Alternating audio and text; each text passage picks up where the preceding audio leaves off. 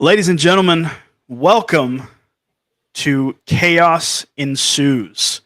This is a four-dimensional, 4D role-playing session. What that means is the entire session is going to be in character.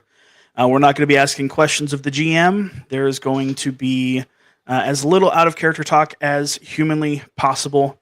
We're going to have a blast. The rule set that we are using today is one that I am very proud to present because it is one that I wrote. It is a game that I put together along with some help of some really excellent people. The game, of course, is Chaos Ensues. Available now on DriveThruRPG. You can get it in the link in the description of this stream. Joining here with me, of course, my name is Uriah. If you folks know me, I do 4D role-playing, no prep challenges and stuff like that. Joining me today, we have Nicholas in the seat of the GM. How are you, buddy?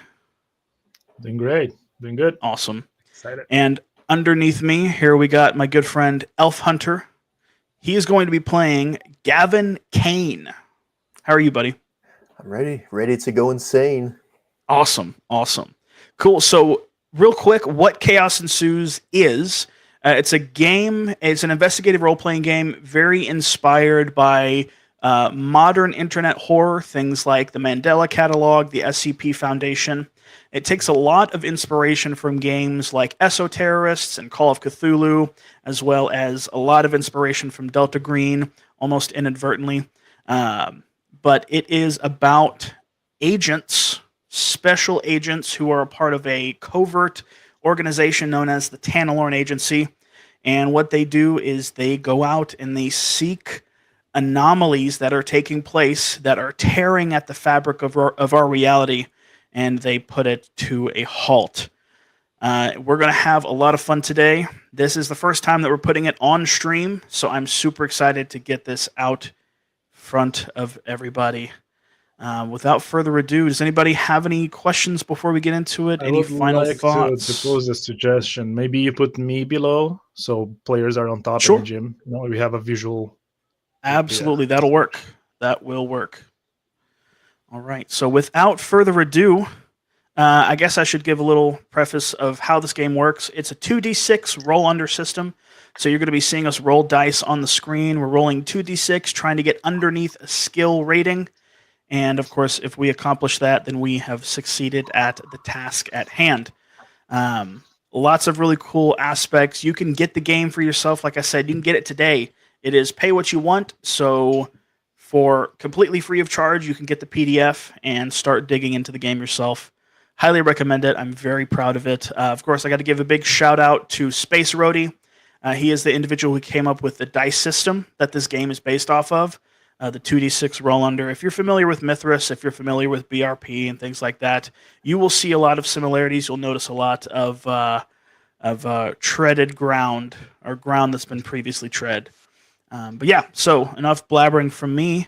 Let's introduce our characters. So I kind of mentioned it briefly, but Elf Hunter, why don't you give a proper introduction to who you're going to be playing today? All right, so I'll be playing Gavin Kane.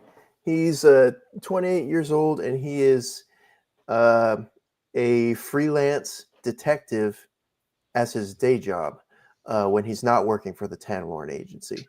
And he drives around in his 1970 Dodge Challenger all across the states, picking up jobs where he can.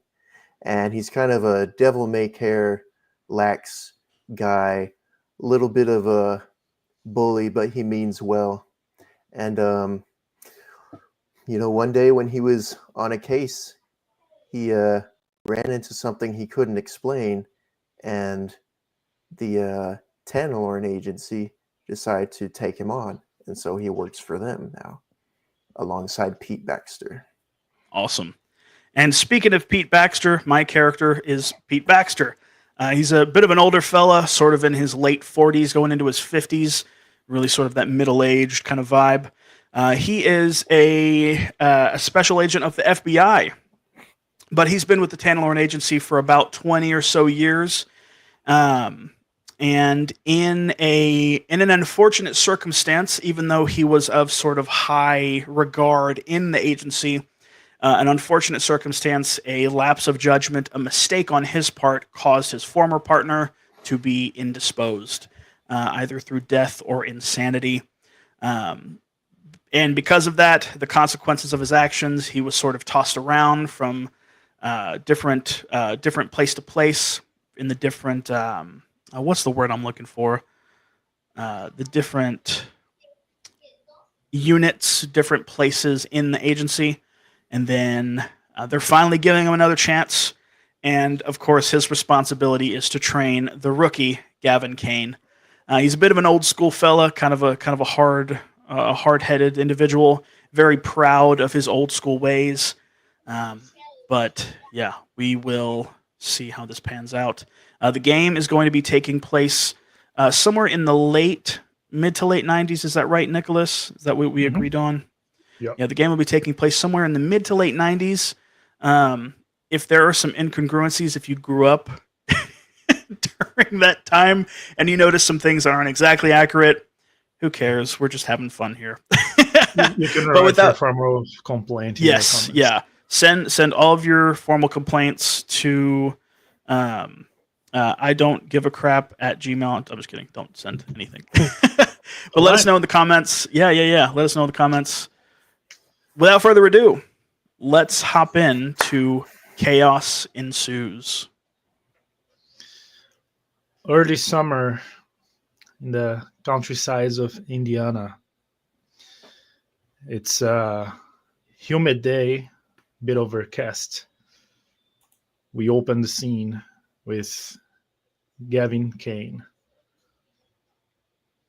Driving in my car down the road, have the driver's side window down. I roll down the passenger side window. I'm looking ahead. Where is he? Should be around here somewhere. The hot air outside in a car, the speed of the car makes so you get refrigerated a bit. Around the corner, standing on the sidewalk, I have my cell phone in my pocket, sort of idly thumbing at it, waiting for Gavin to show up. I see Pete quickly approaching. Oh crap. And I slow down quickly. My car screeches to a halt right in front of him. Hey, Pete. I look around at the street and I approach the rolled down window of Gavin's car. Say, you're late. I unlock the door. It's all right. Get in. Step around to the passenger side door, open it up, plot myself in the car. Kick a cheeseburger wrapper around on the floor. I chuckle. Oh, don't mind that. And I lock the doors again and start up the car and begin driving down the roadway again. I look to Gavin and I say, I suppose you know where we're supposed to be meeting this fellow at? Or Mr. Cornelius? I start fiddling with the radio, looking ahead and then looking down at the radio back and forth. Yeah, of course I know. It's not too far, actually. Keep driving straight ahead. I'm looking out the window at the passing, sort of dilapidated, worn out, small town fixtures?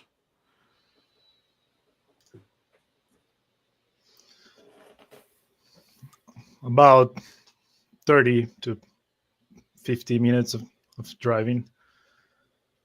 The town gets more populated, more cars, more buildings. Somewhat in good condition for such a small town. Up ahead down the road, the meeting point. Mr. Cornelius' business, a massage house.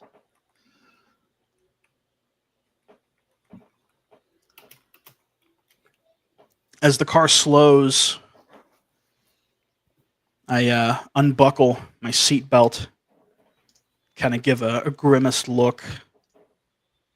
Could they not find a better establishment than this hunk of crap? I don't need people seeing me go into this kind of place. I turned to Pete. Well, you don't expect a red carpet, do you? That's the whole idea. They want to pick a place that we won't be suspected. Well, it's bad enough we're in this podunk, no good hick fest. Now we got to go into. Let's move. Let's get out of here. And I open up the door. I turn the key, turning off the car, and get up, slam the car door. All right. Once again, the hot, humid air outside hits on your faces. There's a moderate movement for a Saturday. Some people, children, people walking their dogs. Small chatter, cars buzzing by.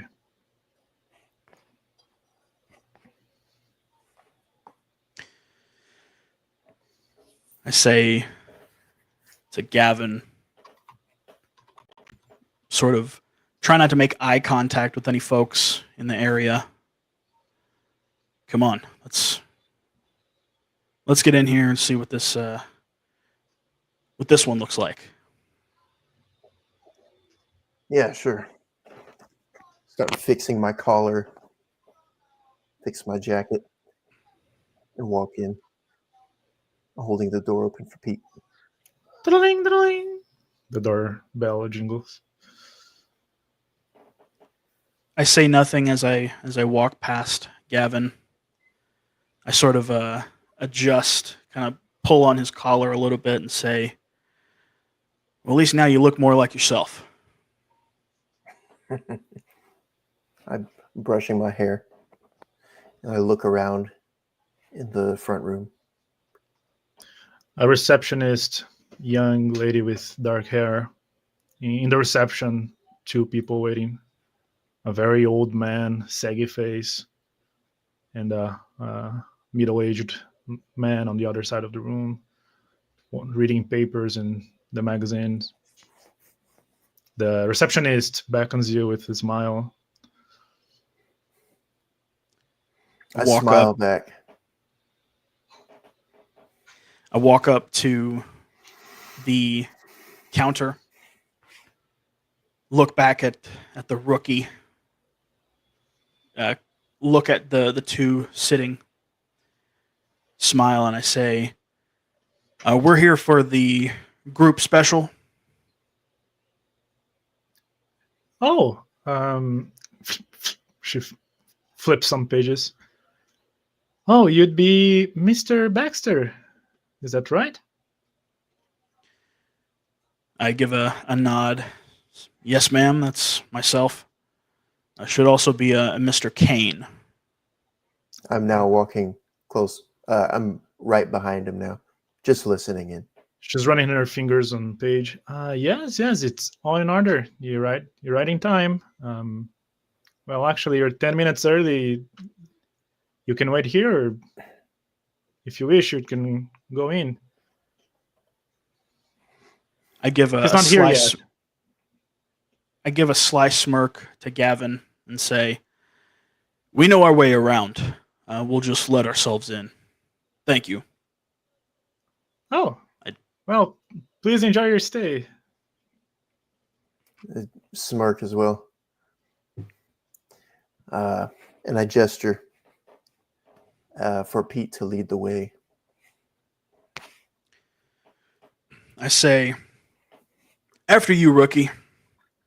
Go down the hall, second door on the left. Oh, all right. And I start walking down the hall, looking around, and I see the door, walking toward it. The hallway smells of cleaning product. Condensation on the walls in this part where sun doesn't hit. Someplace, huh? I walk up to the door and start turning the knob. I look up at the sort of mildewed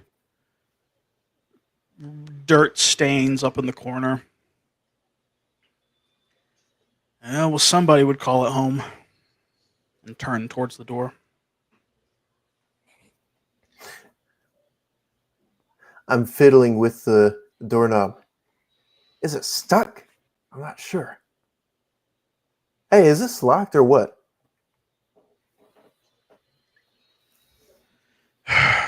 Move, as I kind of bump him out of the way. I tightly grip the handle, sort of loose. The knob itself kind of loose in my hand.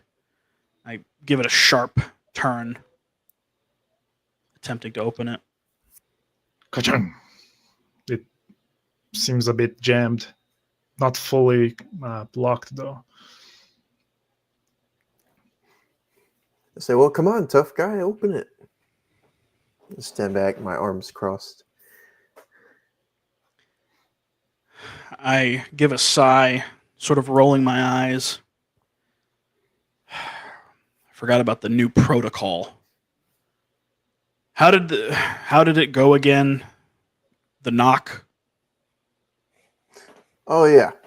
Let's see. That's and I'm recounting it on my hand somehow. That's 3 light knocks, 3 heavy knocks, and then wait for a moment, and then I'll just do it. And I do the motion on the door. Soon after, the same pattern of knocks hits back. A sound of something being dragged. And the door instantly loses itself. I step in and open it. Look in. Hello? A room full of furniture, clearly a room where the local business has been using as a deposit. Though it is lit, there is a man walking back to a chair in a circle of chairs, sitting down, groaning a bit. He nods at you. Walking in behind Gavin, shut the door, return the same nod, and I start approaching the chair, sitting down. He raises a hand. Would you kindly drag the counter back on the door, please? I turn and look at the piece of furniture he's referring to. Yeah, I'll start to slowly drag it in front of the door again. I open my jacket a little bit as I put my hands in my pockets. Yeah, this really is something. So, Yes. Gavin Kane here. I look back, and Pete Baxter. And you are? Well, you've known me as Mr. Cornelius. It's the name you can use for now. He has a thin mustache, bit of a messy hair. How was sit down. How was the trip? I sit down in the chair and say to Mr. Cornelius, let's reserve the pleasantries for after the fact. Fact of the matter is, we have some business to attend to, so let's get down to it. He nods. He turns back and pulls a brown folder. He stands to Gavin and then pull back a little bit and then hands to you, Baxter. Almost snatching it out of his hand. I begin to look at the folder. Okay. I roll my eyes. Smile. Oh, you'll have your chance in the near future, boy. Don't worry. You know, experience is a matter of time, they say. Yeah. I turn to Gavin. I say, protocol is what sets us apart from the animals. Protocol. Start flipping through the file. I'm looking around for a piece of furniture that I can comfortably sit on, rummaging and creaking through different ones. He is looking at you, Baxter, but pointing to you, Gavin. Oh, there's a stool right there on the side. And I sit down. As you can see, he crosses his leg, makes himself comfortable in the chair. There's been a few strange behavior around town, more frequent in the last few months. People have been more aggressive towards each other, more violent crimes. There's been rapings and things of the matter going on. Things that in this town is not very common. I scratch my chin. Things like that, huh? Like raping Sudden and what burst. else?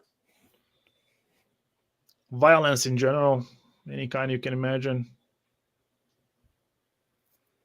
If you look at the graph, he points with his face, you can see the huge spike since 5 months ago. Flipping through the papers, I turn to the graph, noting the sudden change in the recent weeks. Without looking up, I respond, have our researchers determined any sort of cause, any sort of odd goings-on connected to the fact? Nodding. Well, people around town have been talking about some gangs forming. It seems to be some sort of, I'd say communist agenda or anarchist rebellion of some kind. You know, people around town, they're afraid of getting involved with stuff. So the only ones who know are the ones involved, pretty much. That's what people have been saying, though. I'm not looking at Mr. Cornelius, but I respond, communist, huh? And I get up and walk over to Pete, peek in the folder he's looking at. Some pictures of graffiti on walls, anarchist symbols, amongst other indescribable scribblings. I flip through a couple local newspaper clippings. Also, if you go to please over your papers, next page, there's been a recent story. This woman, Janet, cannot recall her name right now, says that her daughter changed, her newborn daughter. She claims it's not hers. The woman became so unstable that they had to hospitalize her in an asylum. Simply says that the daughter is not the same. She's not the same. I On the look pa- up on from the folder. Oh, really? Continue. Well, that is the strange recent happening. People around town are getting worried. Somehow they think might be connected to the gangs. Drug use is spiked as well. All sorts of hallucinogenics. Sort of peering off to one side, compiling all of this information in my head. I look to Mr. Cornelius. You said she's been institutionalized. That's right. Is that facility nearby here in the town? Oh, if you have a car, you can access it in maybe 10, 15 minutes or less. It's in a file. Pull out a medical card. Small briefing of Reads her Janet condition. Murphy. Hysteria. I'm standing, just listening, rubbing my chin. These gangs, do they have an MO? Do they have a goal? Do they have a name? Flipping through again, looking for the information. That's the weird part. They don't. He smoothing his thin mustache. That's the weird part. At times they seem disconnected, and at other times they seem to work under the same MO. I'm looking at the folder again, trying to grab it from Pete. I think we have everything we need in here. Just brushing through it. And then I look at Mr. Cornelius. We'll be able to contact you. No? Or He, at the back of the folder, there's a little note. It's a temporary phone you can use to contact me. I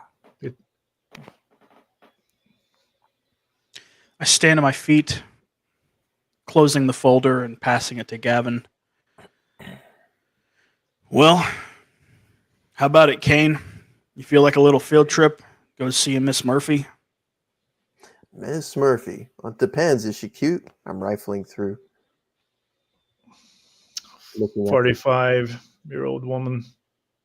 The picture of her ID, she's still somewhat youngish. I'm looking at the picture.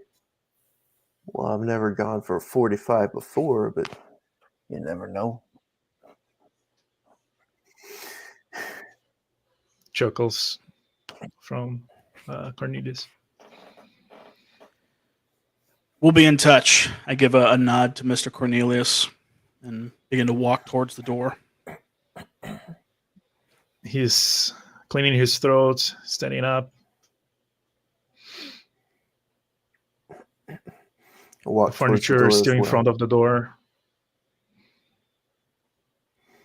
Say, Gavin, help me out with this. Start to pull on the piece of furniture. I start pushing on the other end, creaking, and then moving it out of the way. All right. The corridor now in view. I go out the corridor, start walking back to the main room. I follow suit. Cornelius exits and takes the opposite direction. I'm watching over my shoulder, and keep walking through the main room that we entered in. Continuing on, blowing past him, going back out into the lobby. I don't say a word to anyone. Sort of a stone look on my face. The receptionist looks at you, expecting a return of looks, and then says nothing. Give the receptionist a bit of a wry grin, and then go out the front door, looking for the car.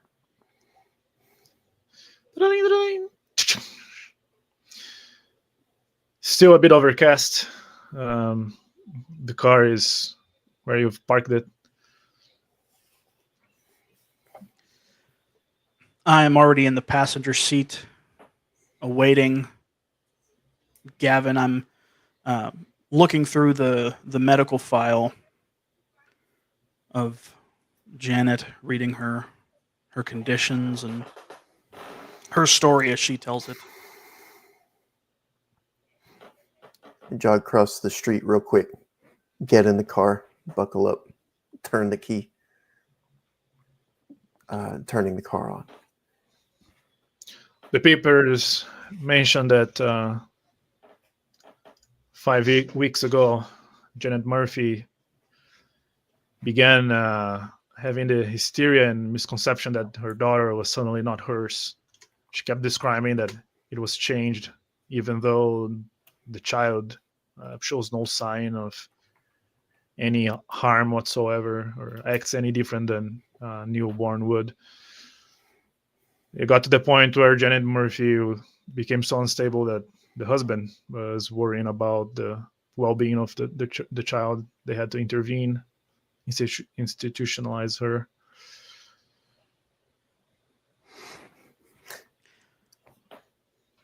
I flip through the file, and I'm searching for a page on Janet's husband. Mr. Dean Murphy works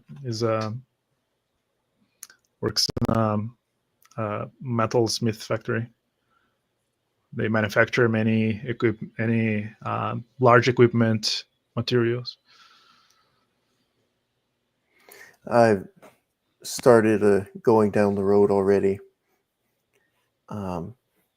Feeling the heat, sweat coming down on my neck.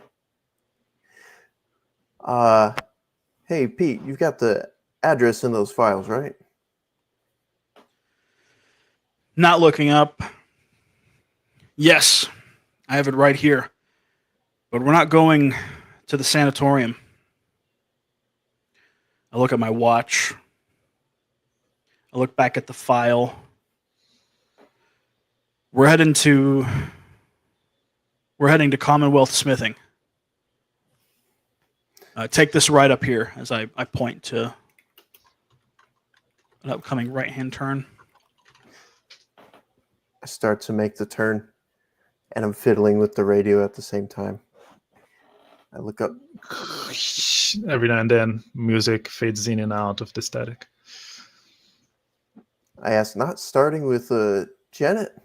That's where I would have started. Keep driving. I prepare to speak, and then suddenly a loud banjo solo from Earl Scruggs blares through the radio. I slam my hand on the radio, switching it off. Shake my head. Pull back my hand. Touchy. Keep driving. All right, fine. So Commonwealth Smithing then. Just let me know where to go. We're going to Commonwealth first because we're going to speak to the husband first. I'd much rather hear his side of the story. Get word from a more level head before we start dipping into anything too crazy. I briefly look over at Pete. Okay. I keep driving along, just paying attention to his directions and asking for any details in the folder as I go along.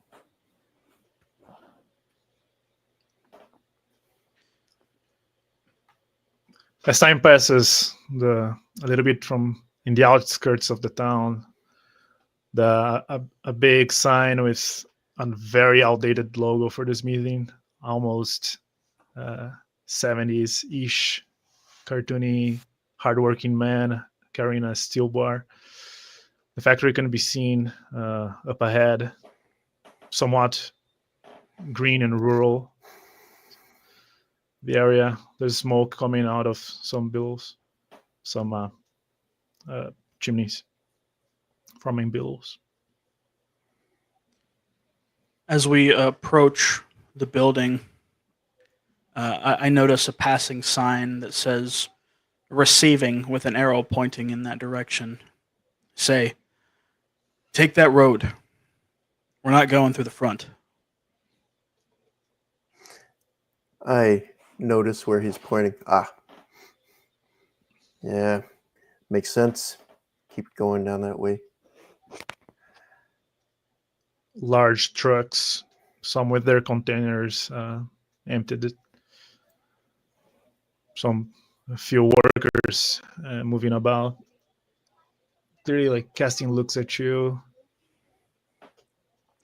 Large gates open. I take off my FBI jacket and unbutton some of the leather straps on my my shoulder holsters. My Colt 45 revolver. I fix it to my belt. There's curves in the road, so I'm slowing down, but not slow enough, and it's shaking the car. Hang on. And I drive up to the gate. A worker with a hard hat approaching the car, clearly trying to begin talking. I slow down. Look out the window at him. Hello. He bends down a bit to get an eye view. Some sweat running from his face. He gets a very oil dirty rag, clean his sweat. Well, good afternoon. I'm afraid you made a wrong turn. This is for supplies only. I sort of lean over the seat, giving a hand up and say, no, sir. We're here dropping off some smaller supplies. And I gesture to a briefcase in the back seat. We're here for dropping off some protective equipment. He mouth agape, trying to peer over, scratching his unkept growing beard. Yeah, do you have the documentation? Oh, yeah. I start flipping through the document, and I pull out my FBI card. I say, hold it up to him. How's that for documentation? His eyes widen. I'm leaning back so the two can see each other. Just waiting. Oh. He moves his head, scratches his bald head. Well, dang. Well, I guess you can come in. I give him a big smile. Much obliged. Yeah, just watch out where you walk. There's a bunch of scrap all around. Sure. I start going through the Steps back. gate slowly, carefully, eyeing for scraps on the ground. I say nothing as I sort of slump back in my seat, put the thing back in my pocket, sort of a smug grin on my face. Oh, pull around to the bay, to the loading dock. We'll go in through there. Large metallic bangs can be heard from within the factory. Dang! Echoing. I pull around near the loading dock and slowly park. I step out and I'm looking at my tires.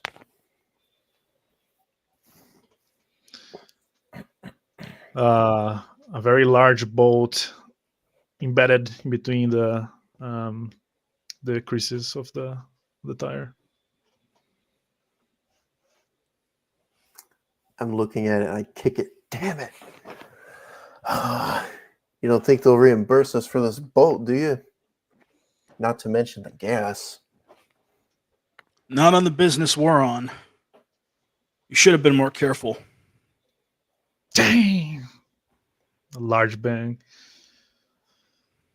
The man who accosted you guys is now talking with some other two workers, casting like shades at you guys. They're smiling and laughing, joking.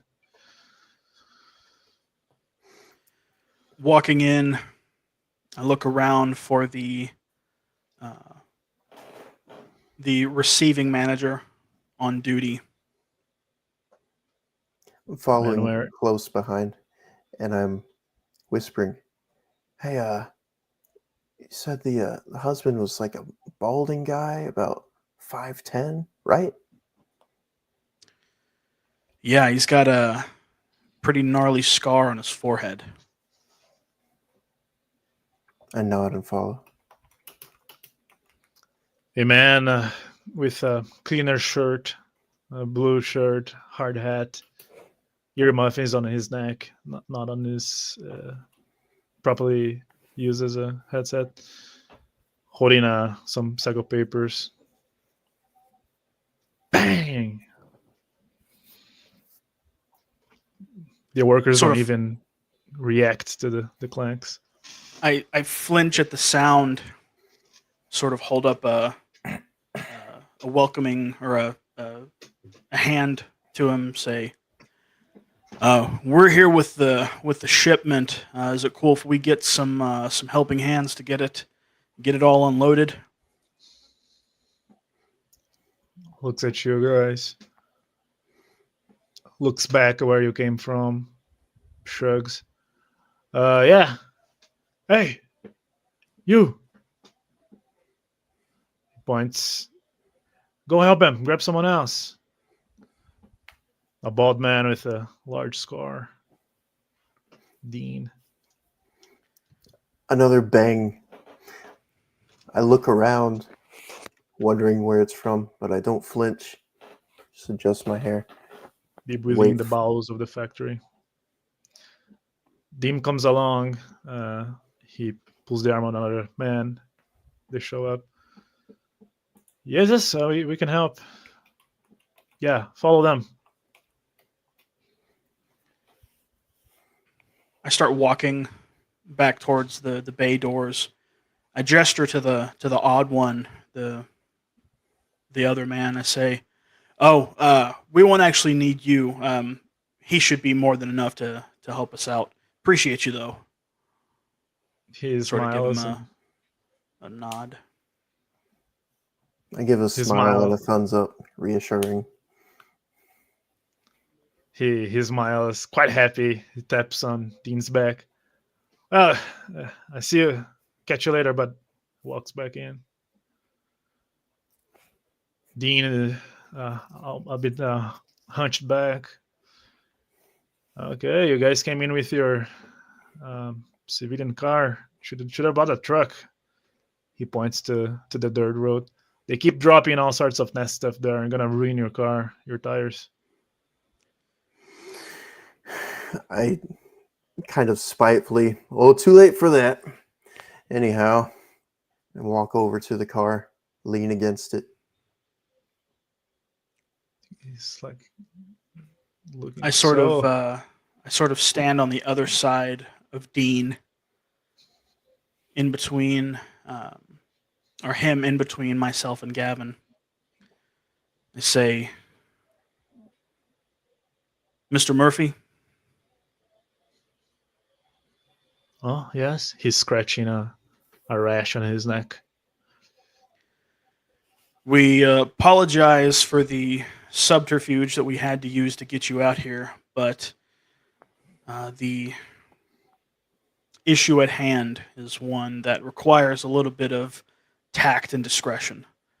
You certainly understand, and I sort of am fiddling with my FBI badge. I have my arms crossed, leaning. Well, don't scare the guy. Sir, we just have some questions for you. That's all. He looks a bit distressed. Okay, look, I already told everybody what happened. I don't know what happened to my Janet. I know for sure she's not using any of these new drugs that kids are brewing out there. Uh, some of the doctors said it could be genetic, something in the brain. No involvement with the drugs. I don't know how many times I have to tell you. His lips Well, are we're very quivering. happy to hear. We're very happy to hear that she hasn't been involved in any of the drug use, but that doesn't exclude all of the possibilities. I look over at Gavin, I look back to Dean. I He straighten up a looks bit. back, notices some other workers looking at the three of you. I straighten up. Just to confirm, this all started about 5 weeks ago, you'd say, right?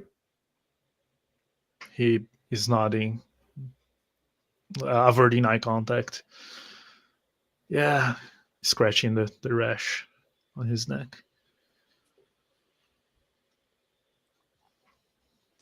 I sort of eye his motions, taking note of the redness on his neck. I say to Dean, "What kind of work did your wife do?" No, she was a stay home. It's very fortunate. He nods. Does she have a lot of friends in the neighborhood? Well, I wouldn't say a lot, but she had friends. It's quite a good neighborhood. Get visits, but it's all there decent women with good upbringing, I'd say. No one strange. I Well, look that I know of. I look over my shoulder to see what Dean is looking at. Turn back. So she's stay at home. That baby must have been her whole world, huh? He gets feasibly sad, like swallows dry. Yeah, She must. Wait a minute. Who's taking care of the child now? my sister, which I is why nod. I'm still working, trying to pay Janet's, well, a whole situation. She should be good, I hope, soon.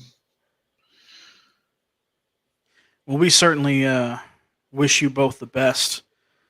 We understand that this is a difficult time, but we have to ask these questions. When did you first notice, and what was the catalyst to her delusions? Did it happen all of the sudden, or was it a growing issue? Well, he stops, thinks of it.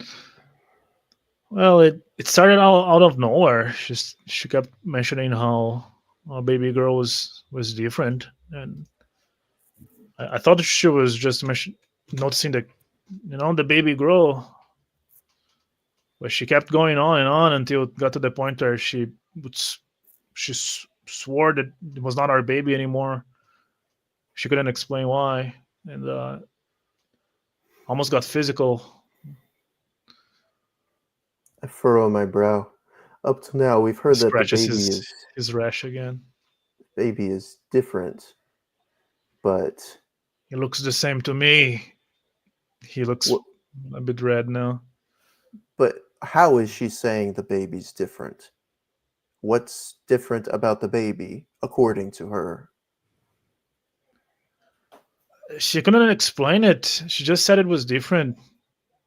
She said she could feel it, a mother's intuition. But I'm telling you, it's still my baby girl. I think Janet probably had some onset, dementia or something that, I heard pregnant women sometimes they trigger some stuff after they give birth, all the hormones and the delivering pain and everything. Postnatal psychosis. I sort of nod my head. Yeah, exactly. They use that word. Did you ever try to reason with her? Ask her why she was doing these things. I laugh and He looks readjust at myself. you, Gavin, like, look at this guy. Well, of course, officer. I think that's the first thing everybody does. No change on my expression when he sort of chastises me. I see him reach up again to scratch at the same rash on his neck. Looks like you got a bit of a mark there on your neck there. Yeah, this thing. He taps it a bit. Yeah, it's been itching like hell for a few months now. I don't know, probably got some allergy somewhere. I mean, I'm not the only one. Other folk here sometimes have these. Because the factory is not much clean air. My eyes grow a little bit bigger. I see. And it's just been like this in the factory for a while, or what? There's what? He's going to scratch again, but holds his hand back. I mean to say, people have been getting these rashes just for months now. Well, he stops. That's funny. You mentioned it. I guess for a few months, maybe 3 or 4. There was the whole incident with the water power plant, so we had to resupply some equipment, fix some equipment. Maybe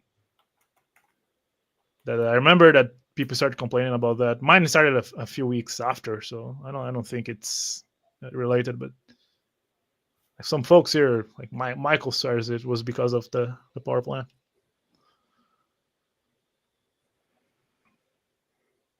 You know about the incident, right? Yeah, I assume you're from nearby, if not from here. It was on the news. I sort of give a look to Gavin, sort of gesture, point with my head. Check the files, Gavin. I start to open up the car door. It's locked. And I walk around to the other side, the driver's side. Dean, clearly unlock it. curious to have a look at whatever you guys have. I speak up. No, Dean, we're actually not from this. I look around. Little slice of heaven. Why don't you tell us about what happened? This water plant incident, you said? I'm rifling through the files at the same time. Yeah, the water plant. We got the big river, so it's one of the main economic points of the town. Anyhow, there been some vandalizing there. They broke some equipment. Some of the kids, this I mean, crimes have been rising, and I guess kids have too much time on their hands, so they instead of making stuff, they start breaking. Well, I worked since very young, so I never had too much of that. It's like they say, an empty mind is the devil's workshop. And idle hands are his tools. I start to approach Dean, getting a closer look at this rash on his neck. He stands I back a bit, like, I sort of extend a hand and sort of put it on his shoulder. Well, I think we have everything we need to. I think we have everything we need. We appreciate your help, and I get a close look at the rash, and I try to determine if I know anything about it. Failure. it's reddish skin with flaking outside the last layer of skin. Nothing that comes to your mind. No names come to your mind. In the files, there's nothing about the power plant. Only about the gangs and recent spikes of crimes. Put the file down.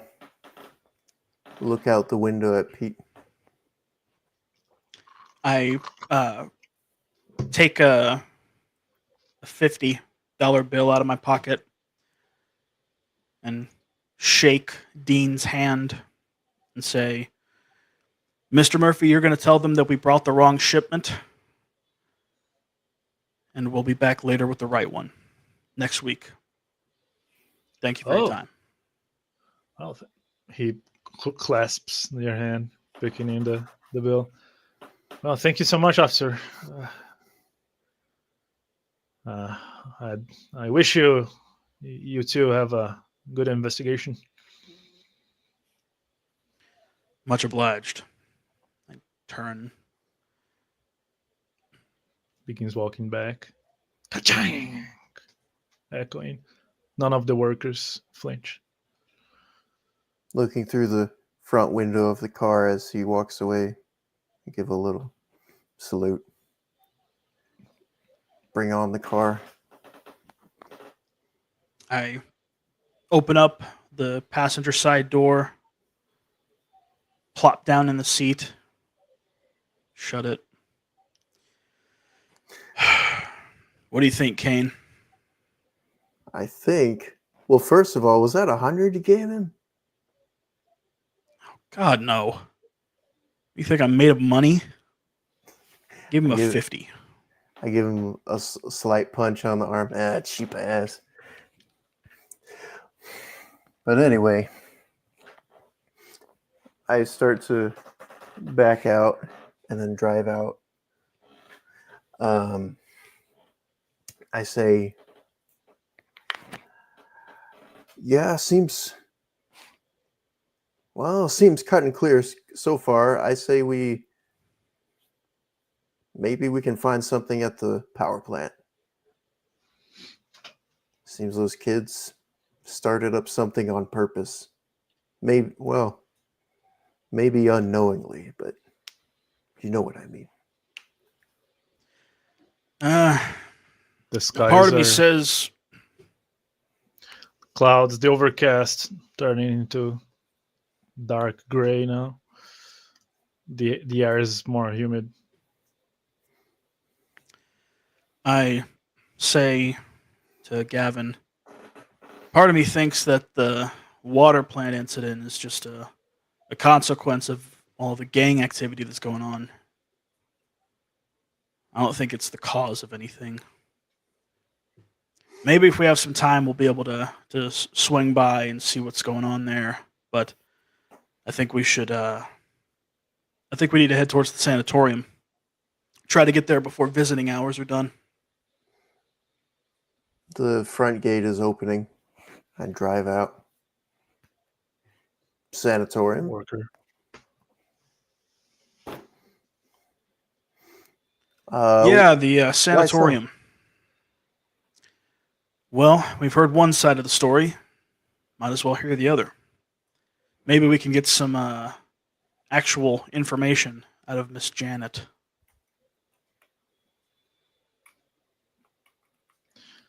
Sanitarium. Right. Driving About around. about an hour ride. Mid ride, rain starts falling. The Great. tire is every time the screw hits the ground. I say to Pete, "Oh, hopefully it just stays there. I have a spare, but rather not take a break in the investigation to fix that." The city Sort of pops back into view now, back into our civilization, civilians and businesses are. sit back in the seat and say, by any means necessary. Shaking my head at the ridiculousness of the circumstance. I'm slowing down as I'm in the city area and say, "Oh, Pete, you bundle of joy." And I ask him, "All right, now which way again? Up here?" Stoplight. Oh! I screech and stop. Cars already filing behind you. Halted by my seatbelt, I slump back in the chair after the lurch of the brake. You're going to take this road. There's a highway off to the left. You're going to follow that for about 5 miles. Sanitarium's on the outskirts of the town. Before the light's still red, clearly a homeless man approaching the window, holding a very ragtag woolly hat, some change losing there, approaches the window humbly. Looks messed up, face half red. The window's down. So I say, "Evening. Let me see if I got something for you." I rustle through my Thank you pocket. so. Any change will do. I'll be much obliged. Thank you so much for your kindness. I pull out $12. Yeah, of course. Give him the money. He opens his eyes wide. He has a rash not unlike Dean's, but now covering half of his face. Oh, you're so kind, sir. God bless you. God bless you. I look up at the light and then back at him. He starts looking over at him. Looking over at him, I notice the rash. I turn to Gavin. Do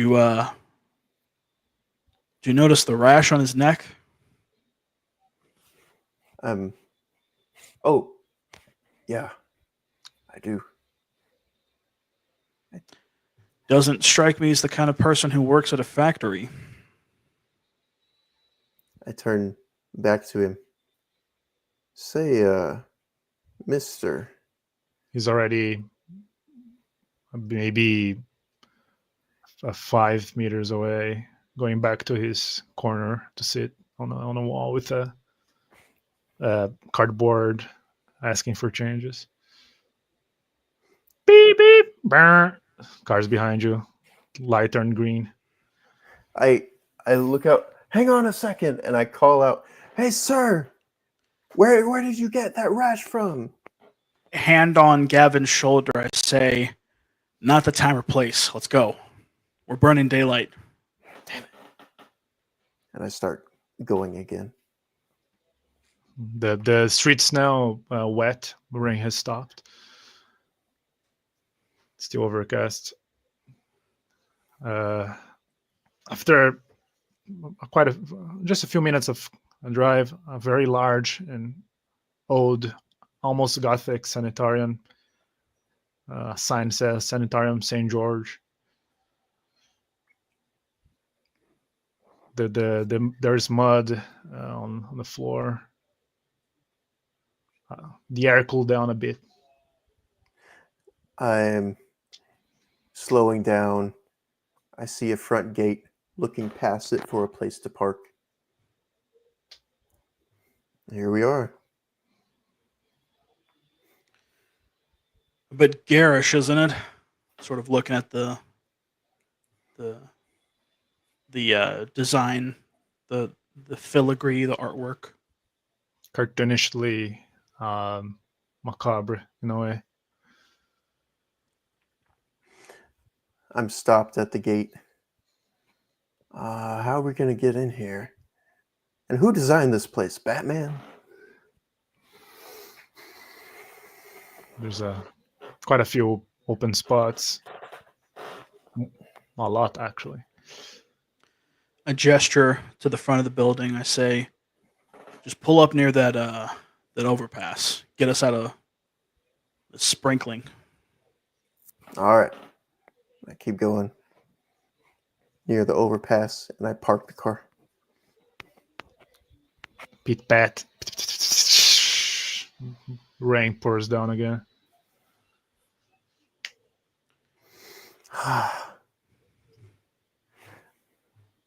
I turn the car off. Well, I roll the windows up and then turn the car off. Pete, how is it still so muggy with all this rain? Still warm. If I have to never see another drop of water fall from the sky ever again, I will die a happy man. I grab my briefcase from the back seat, and I begin to filter through some of the papers I have in there. Pull out a spare FBI tag, hand it to Gavin. It shines. it. Take a look at it. Put it in my jacket. I don't know you could ever be a happy man, Pete. And I'm already walking toward the sanitarium. I throw my FBI jacket back on, reattaching my shoulder holsters with my pistol. Follow after Gavin into the sanitarium. The interior is a bit more modern than the exterior, clearly renovated. People wearing pastel colors walking by, workers, some patients being helped to walk around. A young man of perhaps mid-20s approaches you. Yes, how can I help you? You're coming to visit?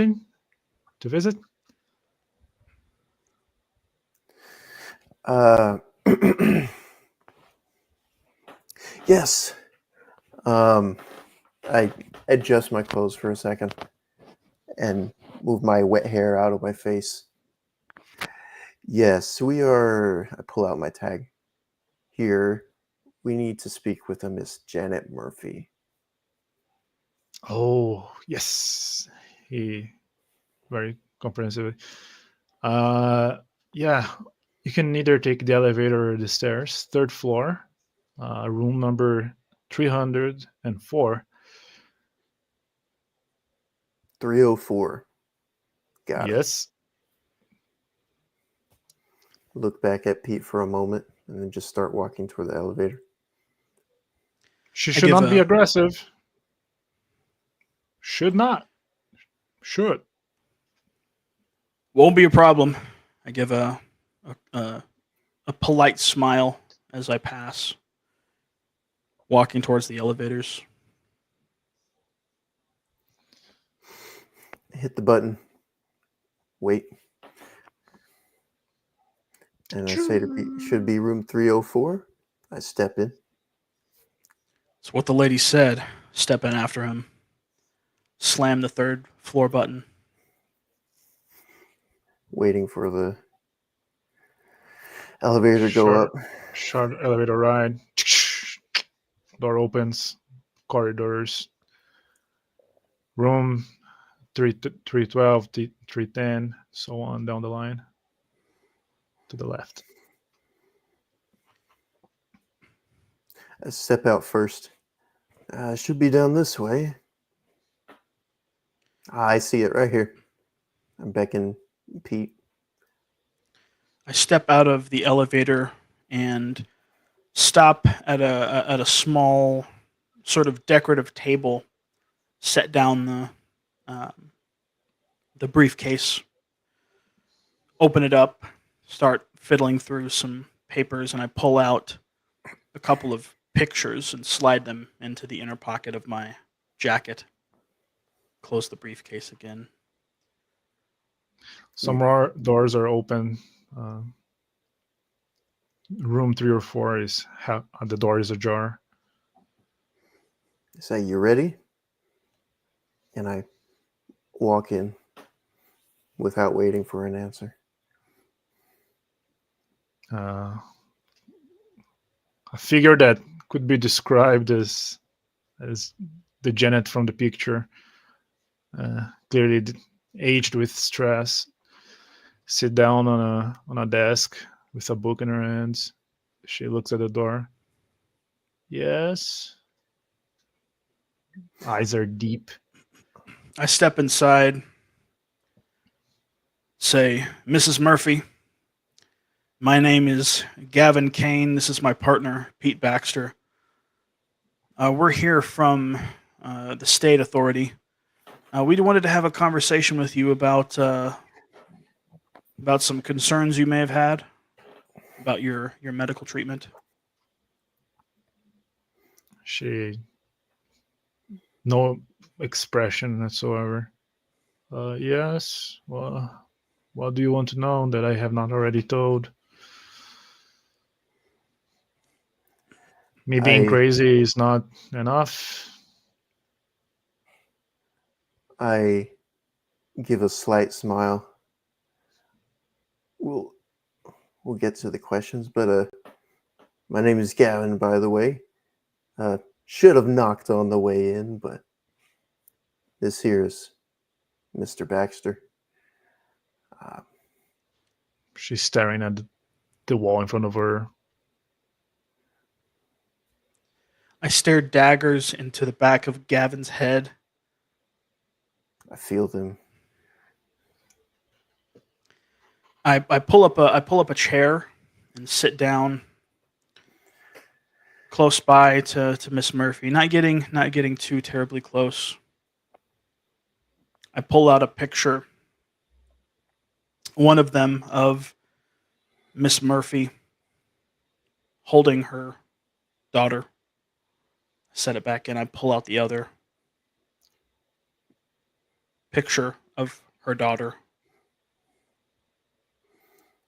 I'm standing even farther away from her, closer towards the door, really, and I'm looking around the room. The sound of rain outside, splashing on the window with grades. She looks at the picture. Her eye starts watering. Her hands shaking a bit. Some rashes on her hand.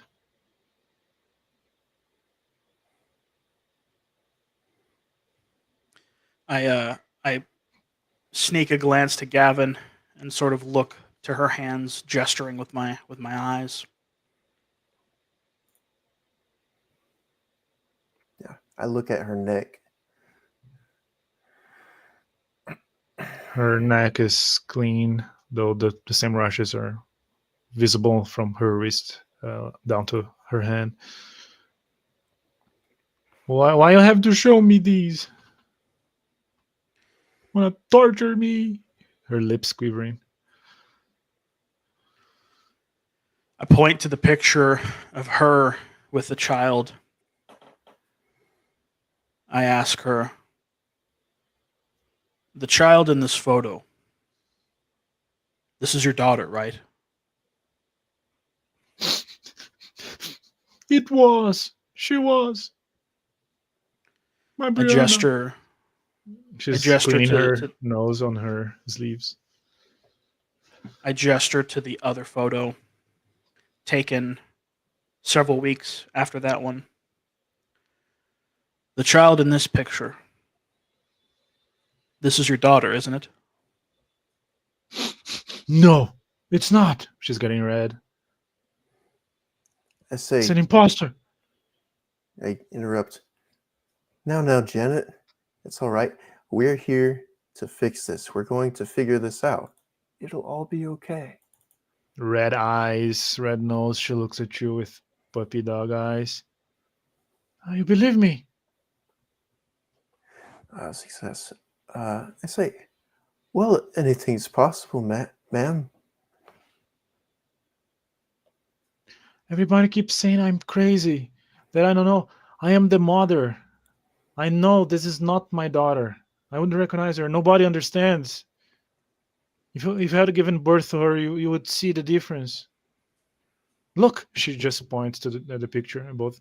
Look, it's not the same. It's not Brianna. I closely inspect the two photos, straining any difference between the two. I walk a little closer and look at them myself. And then I look at Failure. Janet. You know, you're right. I'll never pretend to know what it's like to be a mother. So if you could help me understand what exactly these differences are. She's gasping. Look.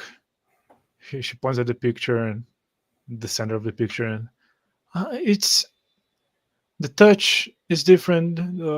She smells different. She sounds different. Nobody can understand, but I feel when I breastfed her, it doesn't feel the same. My face sombers.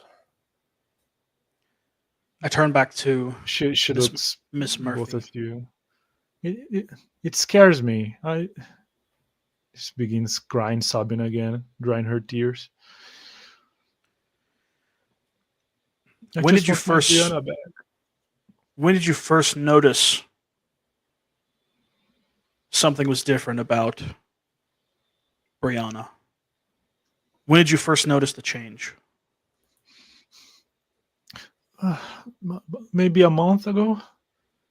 One morning I wake up and something was off, but I I mean maybe it was the day. I don't know, but the changes I kept feeling it day after day. Something was off. Brianna, not the same. She scratches her hand with the rash. The rain outside, downpouring.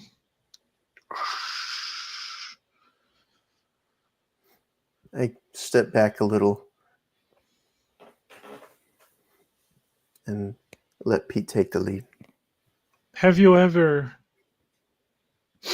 attended a funeral? I look at her, matching, meeting eyes with her. I've attended my fair share, yes, ma'am. You know when you look at the dead person and you know it's the person, but it feels off? I think I know what you mean. I nod as well. Whenever I look at this thing, that's what I feel. I reach into my pocket and pull out some rubber gloves, put them on my hand. The powder sort of puffing in the air as I snap it on my wrist. I gesture to Gavin, say, the brush kit in my briefcase. Please bring it to me. Wordlessly, I turn around and open the briefcase. Just rifling through it. Ah, here it is. I walk back. Here you are. Grab it from him. In it, there is essentially a petri dish and a couple of brushes, fine hair brushes. I open up the petri dish and say, Miss Murphy, if I may, examine your hand for a moment. I kindly and gently reach out my hand to her. With her other arm, she's drying her tears. She extends a hand to you, almost as if used with all the inspections now. I set the petri dish down and say, forgive me, but let me know if you're able to feel this. And I start brushing the skin on her hand. She looks at it. Not so much. It stopped itching after they gave me the medication. As the flakes of skin fall into the petri dish, I move to a unaffected part of her arm, farther up towards almost to the elbow. Are you able to feel it here? Yes. I'm watching intently. The rain continues to fall outside. I close, I kind of put her sleeve back down, close up the petri dish. I wrap up the brush within the glove so it's all sort of sealed up. You said that your daughter, or it, as you call it, was like a corpse. It looked like your daughter, but you knew that it wasn't. She's nodding. I take the kit and I'm walking slowly back to the briefcase to put it away. Still listening. Who do you think did it? What do you think happened to Brianna? Shaking her head. I don't know. I think someone stole my daughter and put that thing in its place.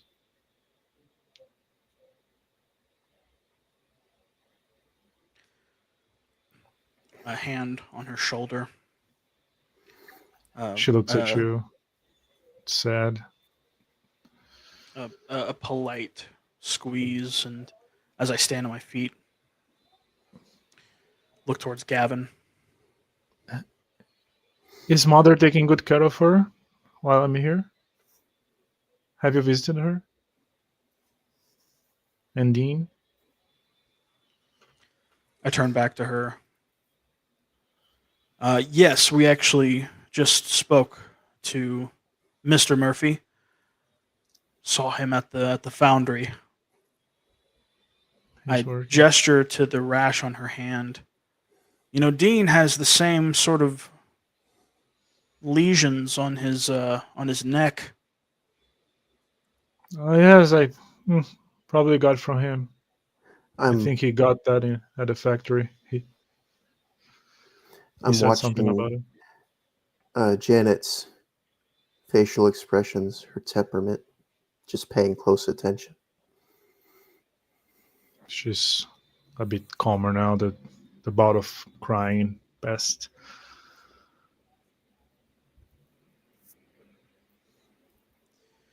I turn back to Gavin and then turn back to Janet. I say, you said somebody was taking care of her? Well, I say her, but it? Is it my mom should be taking care of her?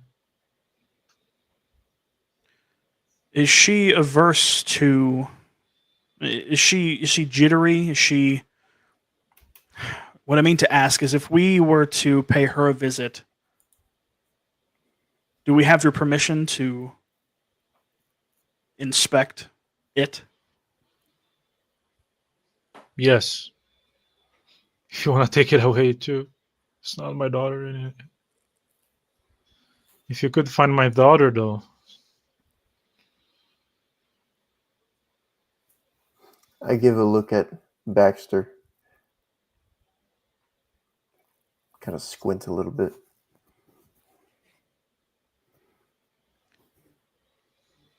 Without responding, I give her a well-meaning grin and a nod. Turn back around. Let's get out of here. Stands up. She goes to the window to stare at the rain outside. I finish putting the kid away, hand the briefcase back to Pete. And as I'm leaving the door, remember, it's going to be all right, okay? Success. She looks back, and a thin smile consuming her lips. Thank you very much. Take care. I leave the door ajar like it was when we got here. So, Pete, well, I'll talk to you in the elevator. I walk towards the elevator, open it. Some other asylum residents, so to speak, walking by. I keep a keen eye on any of the other residents, looking for any sort of lesions, rashes, sort of markings, things of that sort. Success. Critical. A middle-aged man with similar rashes on a tiny one on his forehead. I don't like the look of these rashes. We need to get back to the cluster base. We need to figure out what's going on. Yeah, it makes sense.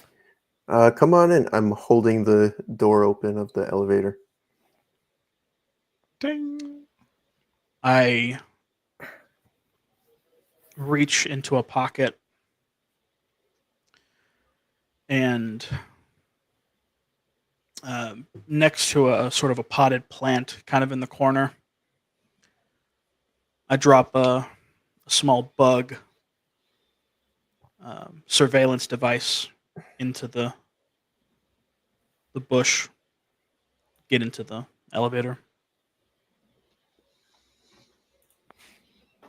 Hello.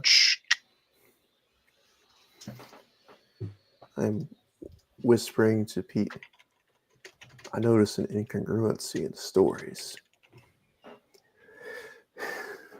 Dean says the sister's taking care of the baby. Janet says her mother is taking care of the baby. I lean back expectantly.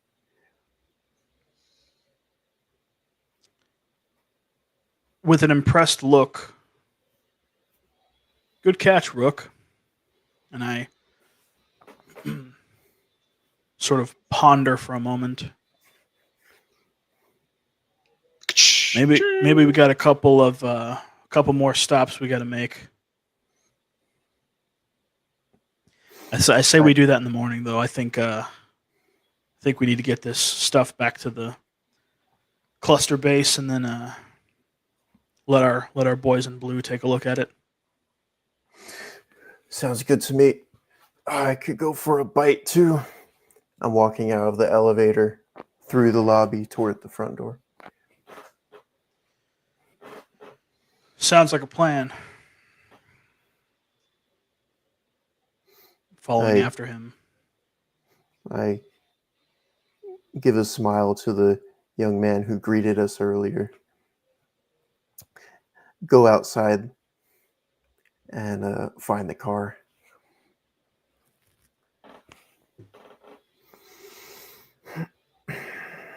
Slump down into the car seat. All right, back to base. I start driving, It's making getting a detour on the way back so I can get something quick to eat. getting dark now. Street lights on. The rain stopped.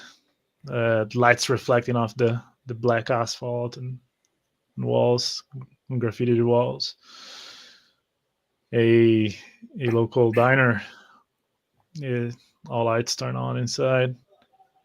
Some young kids, teenagers inside.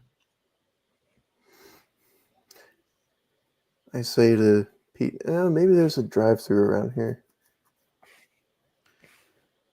Looking at the young kid sort of sitting in the diner, I say, pull into here. What? Why? Something nostalgic about it. Come on, it's good food. Let's go. I scowl. All right, fine. I thought you were the one who wanted to get to the base quickly. I turn into the parking lot. Some pretty much all spots free. I step out of the car. I say to Gavin, you go on ahead inside. I got to make a quick phone call. Say, what'd you run out of money after giving that guy 50?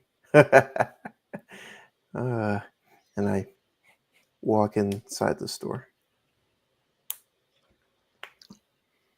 And the three youth are laughing to each other, like punching each other jokingly. Smell of food and cooking from behind the kitchen. I go find a table, sit down, looking around for a waitress. Pete? I walk around the back of the building, back towards the kitchen entrance, back where the dumpster is. I look Smell of fresh around. paint on the wall behind the dumpster. I approach the dumpster. The fumes of the paint still rich in the air. Looking around. I look around the ground. I pick up an empty spray paint can. Looking around, looking at the label. A run-of-the-mill regular spray paint. On the wall, some graffiti, writings, and some symbols. I take the can, pull out an evidence bag, and I drop it in, zip it up, place it into my jacket. Looking around, kind of scanning the area, seeing if there's any folks around. Success. Far behind, up ahead in an alley, someone resting against another dumpster. Their backs turned to you. You can only see the hoodie from behind. I'm inside. I've already got my coffee and a cheap cheeseburger. Just enjoying myself. Every now and then, this is sneakering, some nodding towards you. I try to discern the sound without swiveling my head at all.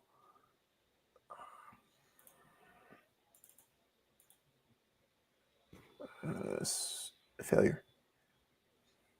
Something. Only one word can be fully discerned. Catch you. Catch you. Walking towards the crouching individual in the hoodie, I say, hey, you, what are you doing? It's all wet. Almost stumbles over. No, come on, man. Come on. I don't want any trouble. Standing up. I don't have money, man. I look at his clothing, his getup, look around his general vicinity for any other painting paraphernalia. An empty plastic bag on the ground, wet. He's well dressed, but all dirty and wet. He's hiding a bit jittery, trying to get some distance from you. Come on, man, back off a bit. You gonna stab me, rob me?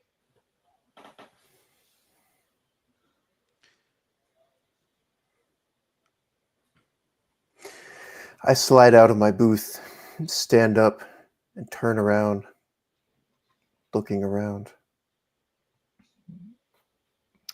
Only these 3 kids, 3 teenagers.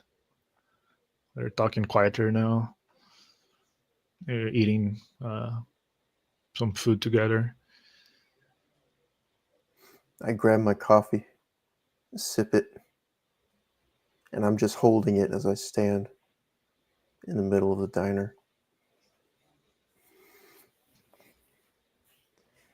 I gesture towards the man. I say, no, I'm not going to hurt you. I thought you were spray painting the walls. Oh, no, Sorry. no, man. I didn't do that. Start looking you up and down. I take note of his exposed skin, sort of inspecting him for any lesions, markings, rashes. You may roll.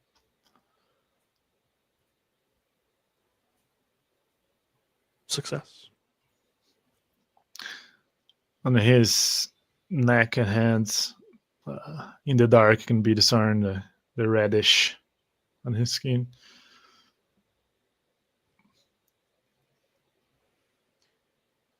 What are you man, on? Just What are you doing? Crank, ice, H. Crack? What are you? What are you, man? Police? It's backing off a bit, getting some distance from you. Still within reach. I sort of look down to the FBI on my jacket and say, well, let's just say I have connections. Listen, you're not in trouble yet. I'm just curious. Oh man. He's again like scratching his arms. Inside the diner, the kids now get quiet. Just some clanking of behind the kitchen. I keep my coffee with me. My eyes turn from them toward the kitchen. I approach and lean forward and try to look through the window of the kitchen.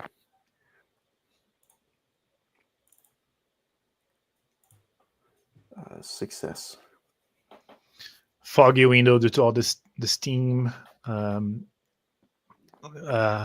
youngish boy can be seen cooking. He looks bored. Someone is coming up in the door of the kitchen. The person in the balcony. Oh, hi. How do you want to make another order? You wish something else? More condiments? Another drink? I look closely at the boy who's cooking for any rashes before The door swinging back to close. And then I say, "Oh," and I look at the person in front of me, see A if young there's girl. any rashes on them. Failure.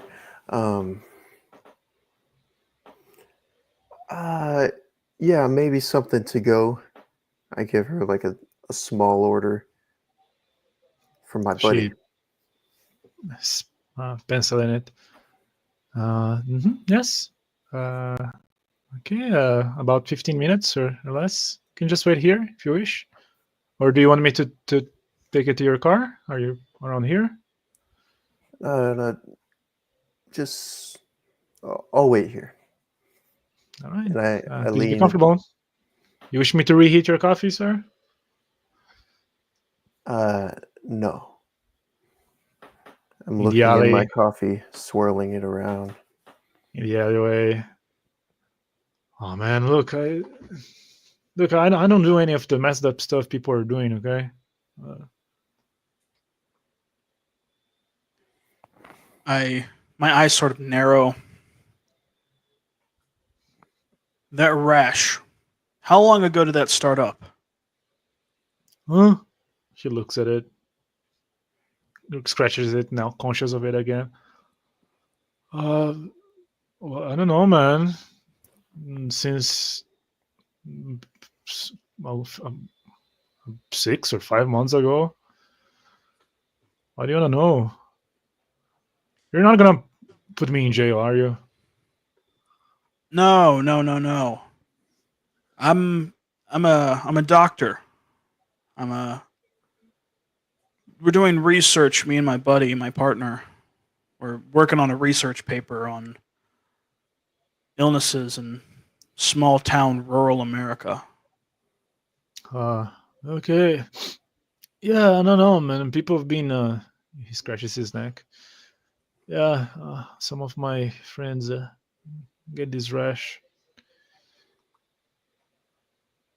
Might be allergy, summer, the heat. I don't know, sweat, mosquitoes,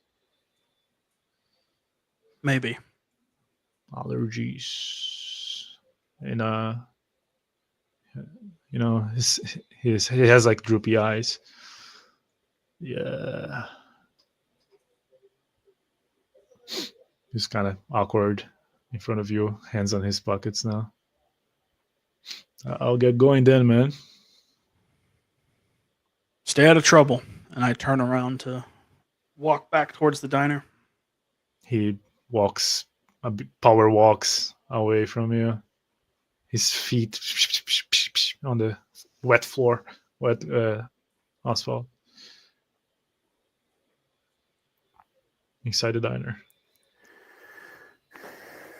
As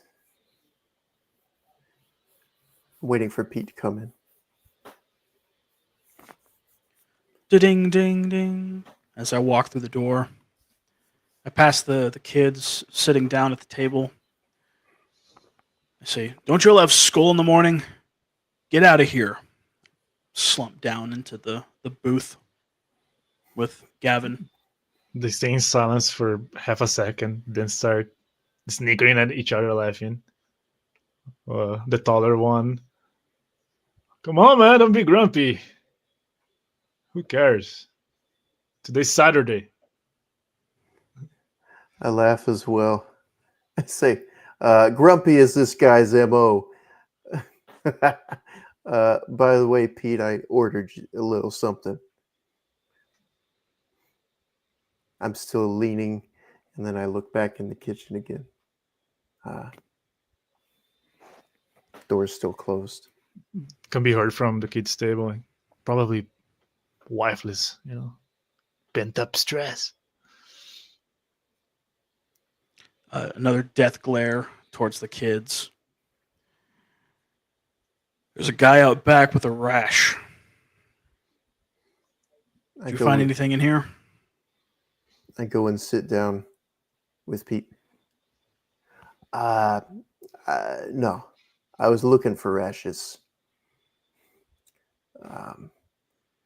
Got a weird feeling, but It's not really evidence, is it? Not yet, at least. Is that coffee? And I reach for the coffee mug on the table. Girl, the receptionist shows up, sees you two sitting together, and over the balcony. Want to order something? Is your order for him? She looks at you, Gavin. Yeah. I already ordered for him. Okay, just 5 minutes. We're a And, bit understaffed tonight. Excuse me. I call out to her. Understaffed, you say? Folks out sick. What's the problem? Oh, no. We just lost one of our employees. So double duty. Sorry to hear that. My condolences. He smiles and her eyes look at a tip jar on the other side of the. She's coy about it. Excuse me. And goes back into the kitchen. I'm paying special attention as she goes back in the kitchen. Can be heard talking from inside the kitchen. Some more clanking.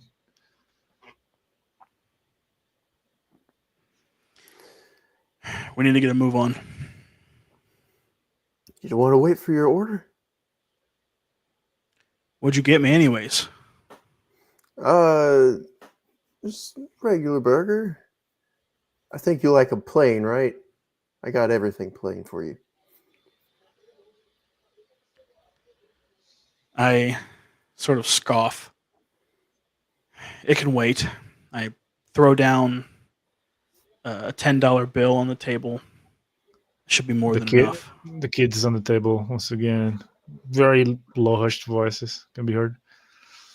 Old man probably has gastrointestinal problems. I stop. Turn to the kids. Do you want to say that in plain English? Are you telling me that I'm full of it? Huh? All three of them fix their backs, look back at you. I can't hide the amused expression on my face. Yeah, go ahead and tell him what you were saying just now. Well, man, we're talking to ourselves. You guys can another one. Yeah, just show up to a diner, start accusing people. You're gonna get yourselves hurt if you continue doing this. The other one, yeah, people are mean now around here. Rhymes, says the other one. I get up close, getting uncomfortably close. I say, He backs up a bit. I'm not afraid of three little whiny punks. The two in the back, the one leans to the other's ear, like FBI, like pointing to the jacket. The taller one in the front, like, he freezes. It's probably 16, 17. I stand up, I have my coffee with me, holding it in front. Now, you said who's going to get hurt? Go ahead, tell me. No, it was. He looks back. Like, it was not a threat. It's because of gangs. We're not gonna do anything, but if you mess with other people, they might, you know.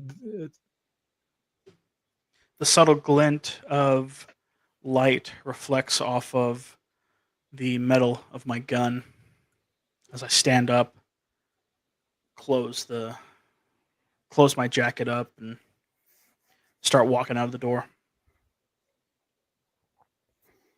The other kids look back at you, Gavin, like, white eyes. The tall one, white. I try to stifle my laugh.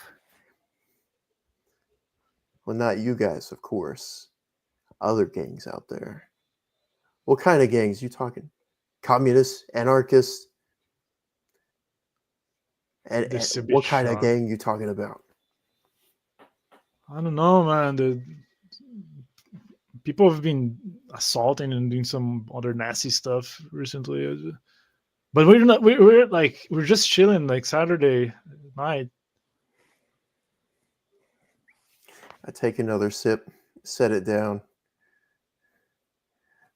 put a hand on one of the kids' shoulders. All right, pat it, and go out the store.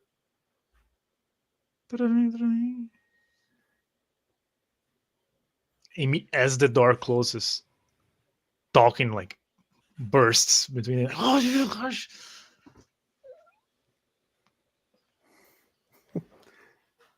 I plop down in the passenger seat again.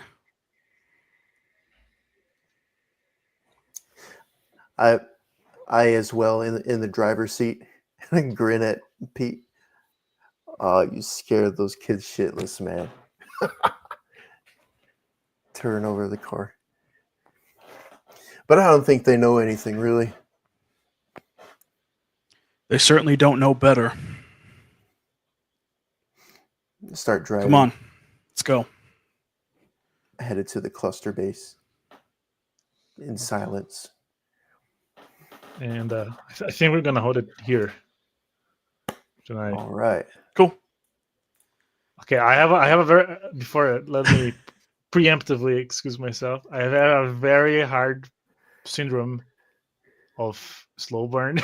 It's a defect of mine. If you leave me, okay. No, I loved it. Yeah, no. So Hey, listen, I like that. I like that a lot. I do too. Very slow burn, but that's not a bad thing. Mm-hmm. Yeah, about halfway kind through. of a huge setup, I guess. Second part is gonna be, whatever. Yeah, it's gonna be more action probably. Also, I like that you guys conducted a lot of it. Mm-hmm. But I was, kind of leaving. I wanted to see how you guys would take it with each clue, and so maybe I guess it didn't showcase the system so much. I mean, not really, right? I mean, there were a few roles. Yeah, we did a couple of roles, which I think, of course, is enough proof of concept as far as basic conflict resolution. Yeah. I think we did a good job of that. It will be interesting. I can't say I'm surprised, or I can't say that I'm. Wait a minute. No, I can't say that I am surprised that it was a bit more slow burn, which I'm totally cool with that. It's one of those things like you can sort of set the pace to be whatever you want it to be. The beauty of in-character immersive role play is those pushes. That's what really kind of drives the pace at certain points. But I think we got a lot of cool stuff to work with. I am super intrigued. What do you think, David? What are your thoughts? Super intrigued. I don't know why my camera's going in slow motion right now, but I'm super intrigued. I am as well now, but for other reasons.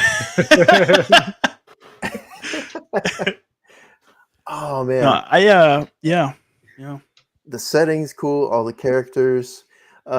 I didn't have music on in the first part. Like I played it a little bit. No, I'll turn it off. But around the second half, I played it. I'm like, oh yeah, especially at the what do you call it? Sanitarium. Sanitarium. Yeah, talking to Janet. Ooh, it's so creepy. Yeah, loved it. Yeah. Okay. Good. That was great. Yeah, really enjoyed it.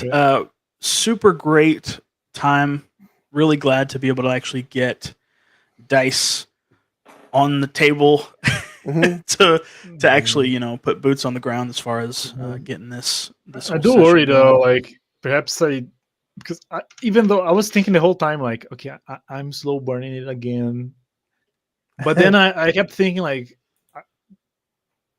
what I could do to like kind of move it about, but it did not Mhm. feel natural. I'm like, Sure. okay. So I was also worrying, like, okay, I cannot just do something because we're kind of showing the system for the first time. I think it would be bad practice, to Sure. just do that. Like we have Mhm. like kind of allow the things to progress naturally. So I don't know if maybe I should have introduced something else. Like the guy in the alley could have possibly turned into something more, hand Sure. to hand. There could have. Yeah. Yeah. My Um, thoughts with that were more so. I thought he was, obviously spray painting the wall. mhm. Um, I was debating on whether to make the spray paint be like a clue, be an important aspect, and I guess I kind of did with putting it in an evidence bag. Mhm. Um, but we'll see where that goes. It'll be cool to see how when we actually get into the cluster base and um, really sort of let all that play out. It'll be cool to see how that manifests and how we get to interact with the members of the people there at the cluster base. Oh, I'm excited to see as well. I'm excited to put that stuff you found under the microscope. See what's Yes. going on. Yeah. Get some answers with that. Yeah. Absolutely. There he is. Uh, You're so back. I don't know. I try my best. Yeah. So I had a couple things I wondered about Mhm. my performance, not performance, but um a thing that I struggle with a lot sometimes is letting other people take the lead. And so I was wondering if I was doing that too much. Probably was. Mm. It kind of makes sense with Pete being the Well, leader. yeah. Like, There were plenty of times where I felt like I was talking too much. It's a tough dynamic to nail down. The student versus the master kind of thing. mhm, It's hard to do that and actually make it feel like we're both equally contributing. Um, yeah. Anchoring statements are good in that sense, but they can only do so much. Hmm. If that makes sense. Um, I think we found a good balance, and of course, I tried to allow pauses so that you could get a word or two in. You know. Yeah. Um, And I was what? like, after the sanitarium scene, I was like, okay, whatever scene is next, I'm gonna do more. Mhm. And then it just ended up being a diner. I'm like, he wouldn't really think anything of this. Sure. But yeah, I'll I have think to it is a keep bit that on in my mind. part too. I think maybe I could have, because like the way I do prep, it's like very basic. Yep. I have I have like 2 or 3 norths, and how to get there, I kind of leave it to the moment as things Mhm. develop and as you guys co-create. But I was thinking maybe I should have added like a few more like action-packed things, But I was very curious to see how you guys would take it. So I think I could have made things happen, more things happen. But at the Sure. A same few time, more hard pushes. yeah. But at the same time, I was thinking like if I just if kind of the mystery investigation is just too straight away, it will kind of kill off the weird Hmm. part and it Mhm. goes into like an action movie. So I was like very conflicted on Sure. that. And then again, I have my own Yeah. style, which I do suffer from, like I said, from slow burning too much. Mhm. So I think that's also like a big problem on my. That's more of me, It's a Right. me thing.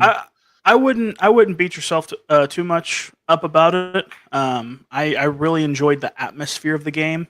Kind of like David said, I had the music going on in the background, and it really helped to kind of that's not something I usually do. I'm usually zero music, zero Mhm. anything in the background. It's just like I'm fully into it. So it was kind of cool to like do something a little bit extra. It was really neat to sort of Mhm. Hmm. get into that mindset. I think we did a great job so far of portraying our characters and really kind of hammering home the natures and the flaws of our different characters. Mhm. Of course, Pete, I get to kind of be a bit of a punk, a bit of a jerk. Mhm. Get to kind of be that crotchety old bastard, you know? Oh, you role played that so well.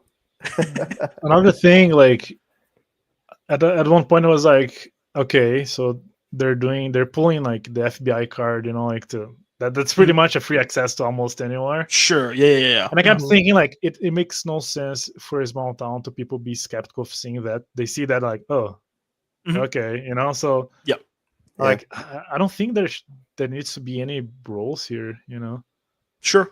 And that was so whenever I was coming up with Pete's like bonus, at the bonus you can choose, Mhm. from different extra stuff.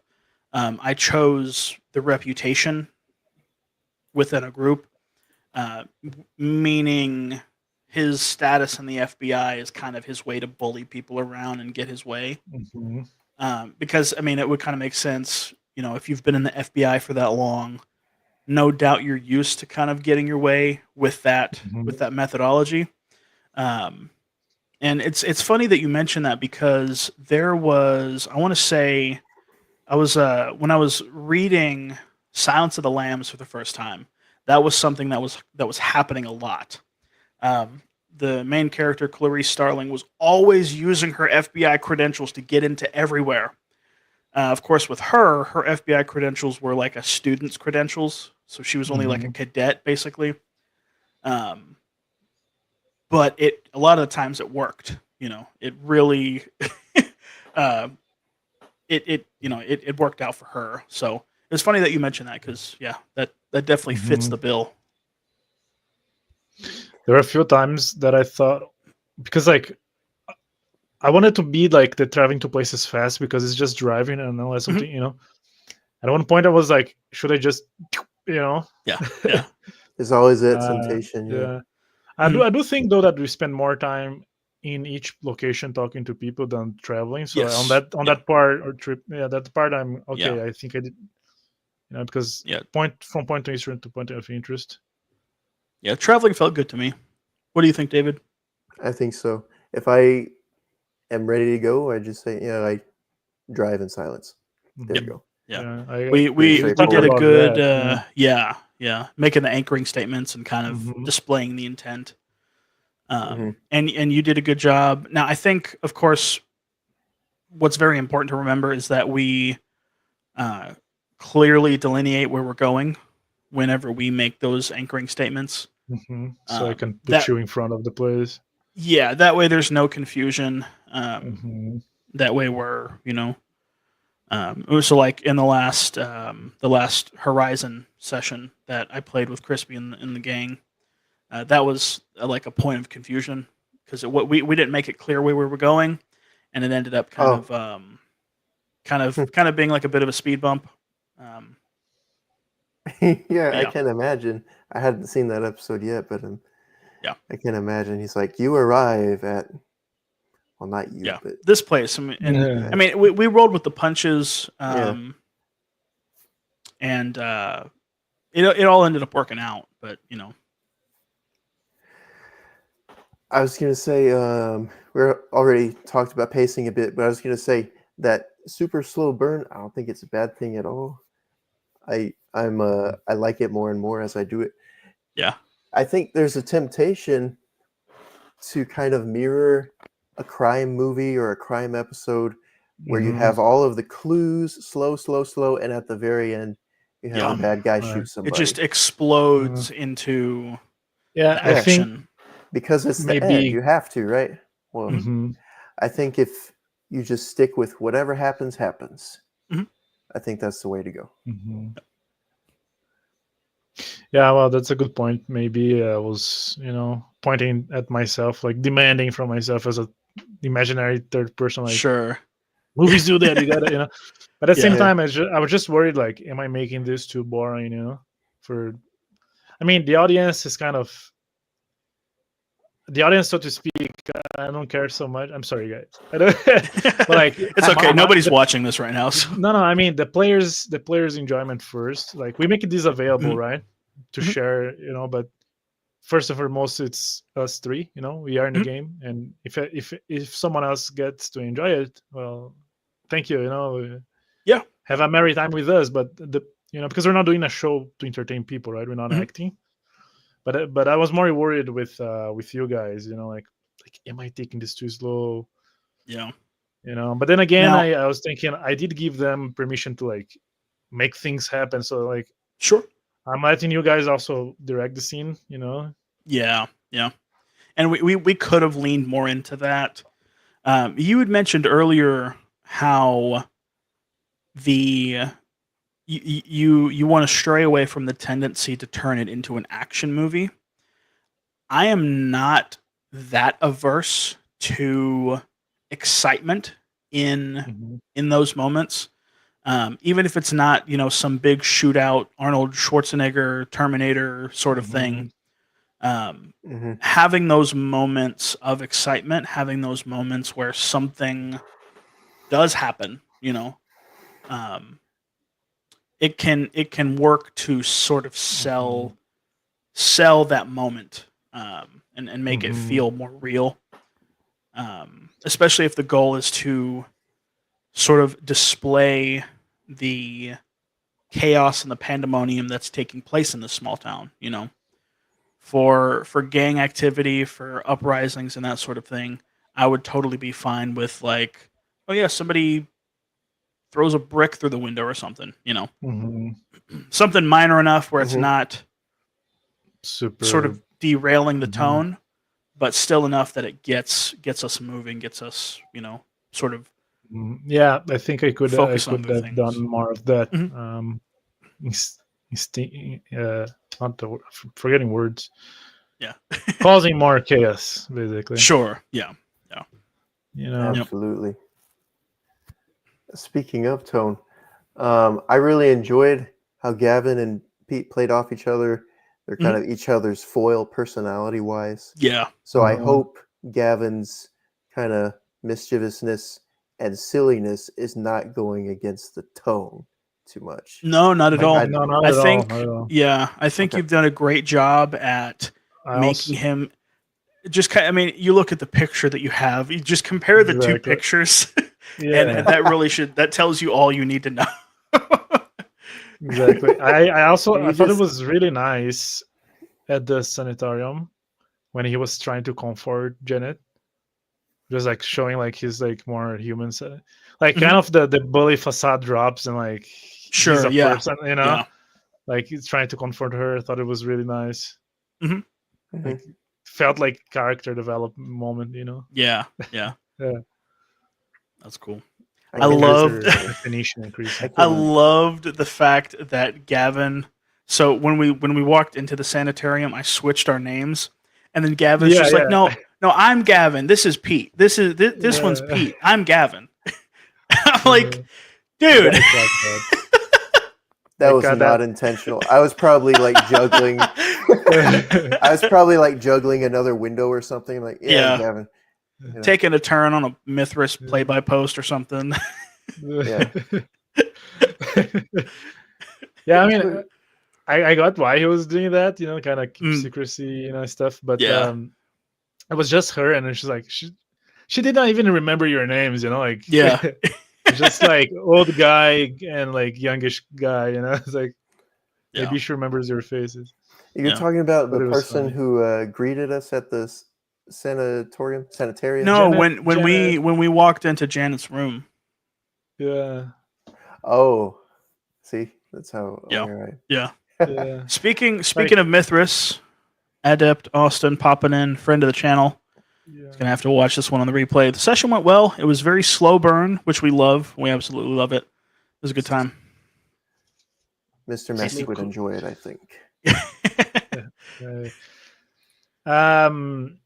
Yeah, the guy, the reception guy, I thought like, okay, like Janet is like recent happening, so he's used with the police force coming in to talk. So he saw Sure. the visual. Oh yeah, just room 304. Yeah. Like, Yeah. Go get it. Yeah. Whatever. yeah, like Yeah. Mhm. and she the same thing. So like, it's happening so much, at least with her, that Sure. at this point they see the badge and Yeah. also was a good way to keep things moving fast because we already like 1 hour and 15 or something like Mhm. that. And Keeps the pace moving. yeah, Well, I, for one, am very excited. So, I mean, we really haven't agreed, but we're going to play another session of this, right? I mean, we'll Oh, have yeah. to. Yeah, Okay. Awesome. exactly. I know, David, you had made mention in the chat that you're likely going to be a little bit more busy with other stuff going on. So, as far as We can scheduling shift goes, days, if anything.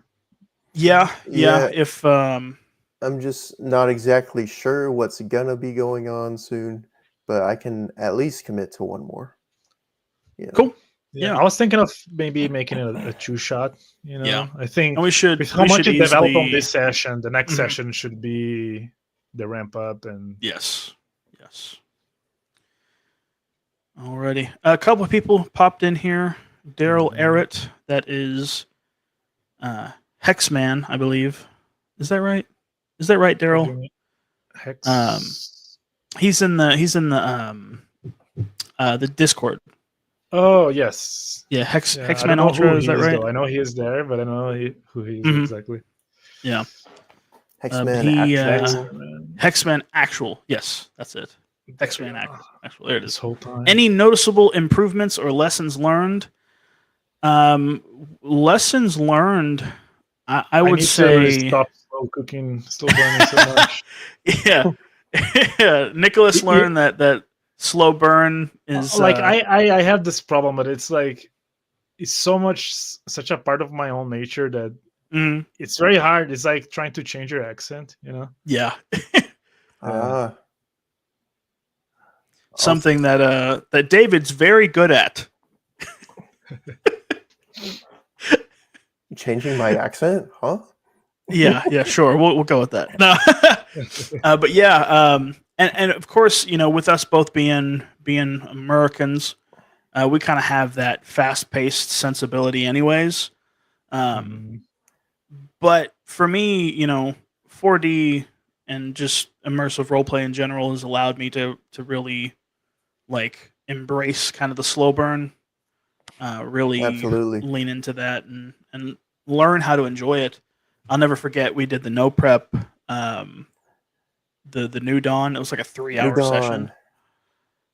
and it So was good. just like get out of here, bug. It was like a 3-hour session, and we finally get to the end. We're like, oh my gosh, But it was a great session. Yeah, we're all like rubbing our eyes, Yeah, all strained. We're like, Yeah. oh, that was the best session. yeah. 3 hours is too much. Like I think Yeah. 2 is Yeah. the gold Yeah. time. I agree. Goldilocks That's the sweet spot. I think. Are you go ahead and finish your thought there. I think that Hunter. one actually was 2 hours, if I'm not mistaken. Yeah. Like 2 hours. We 9 cut it minutes. off like right at 2 hours. So Daryl with an excellent question.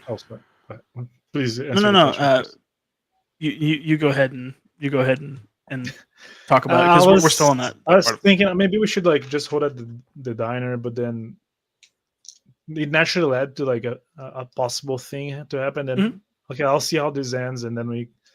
So I think we ended on a good spot of you like going to do the thing, Yeah, going to the cluster base and stuff like that. Yeah.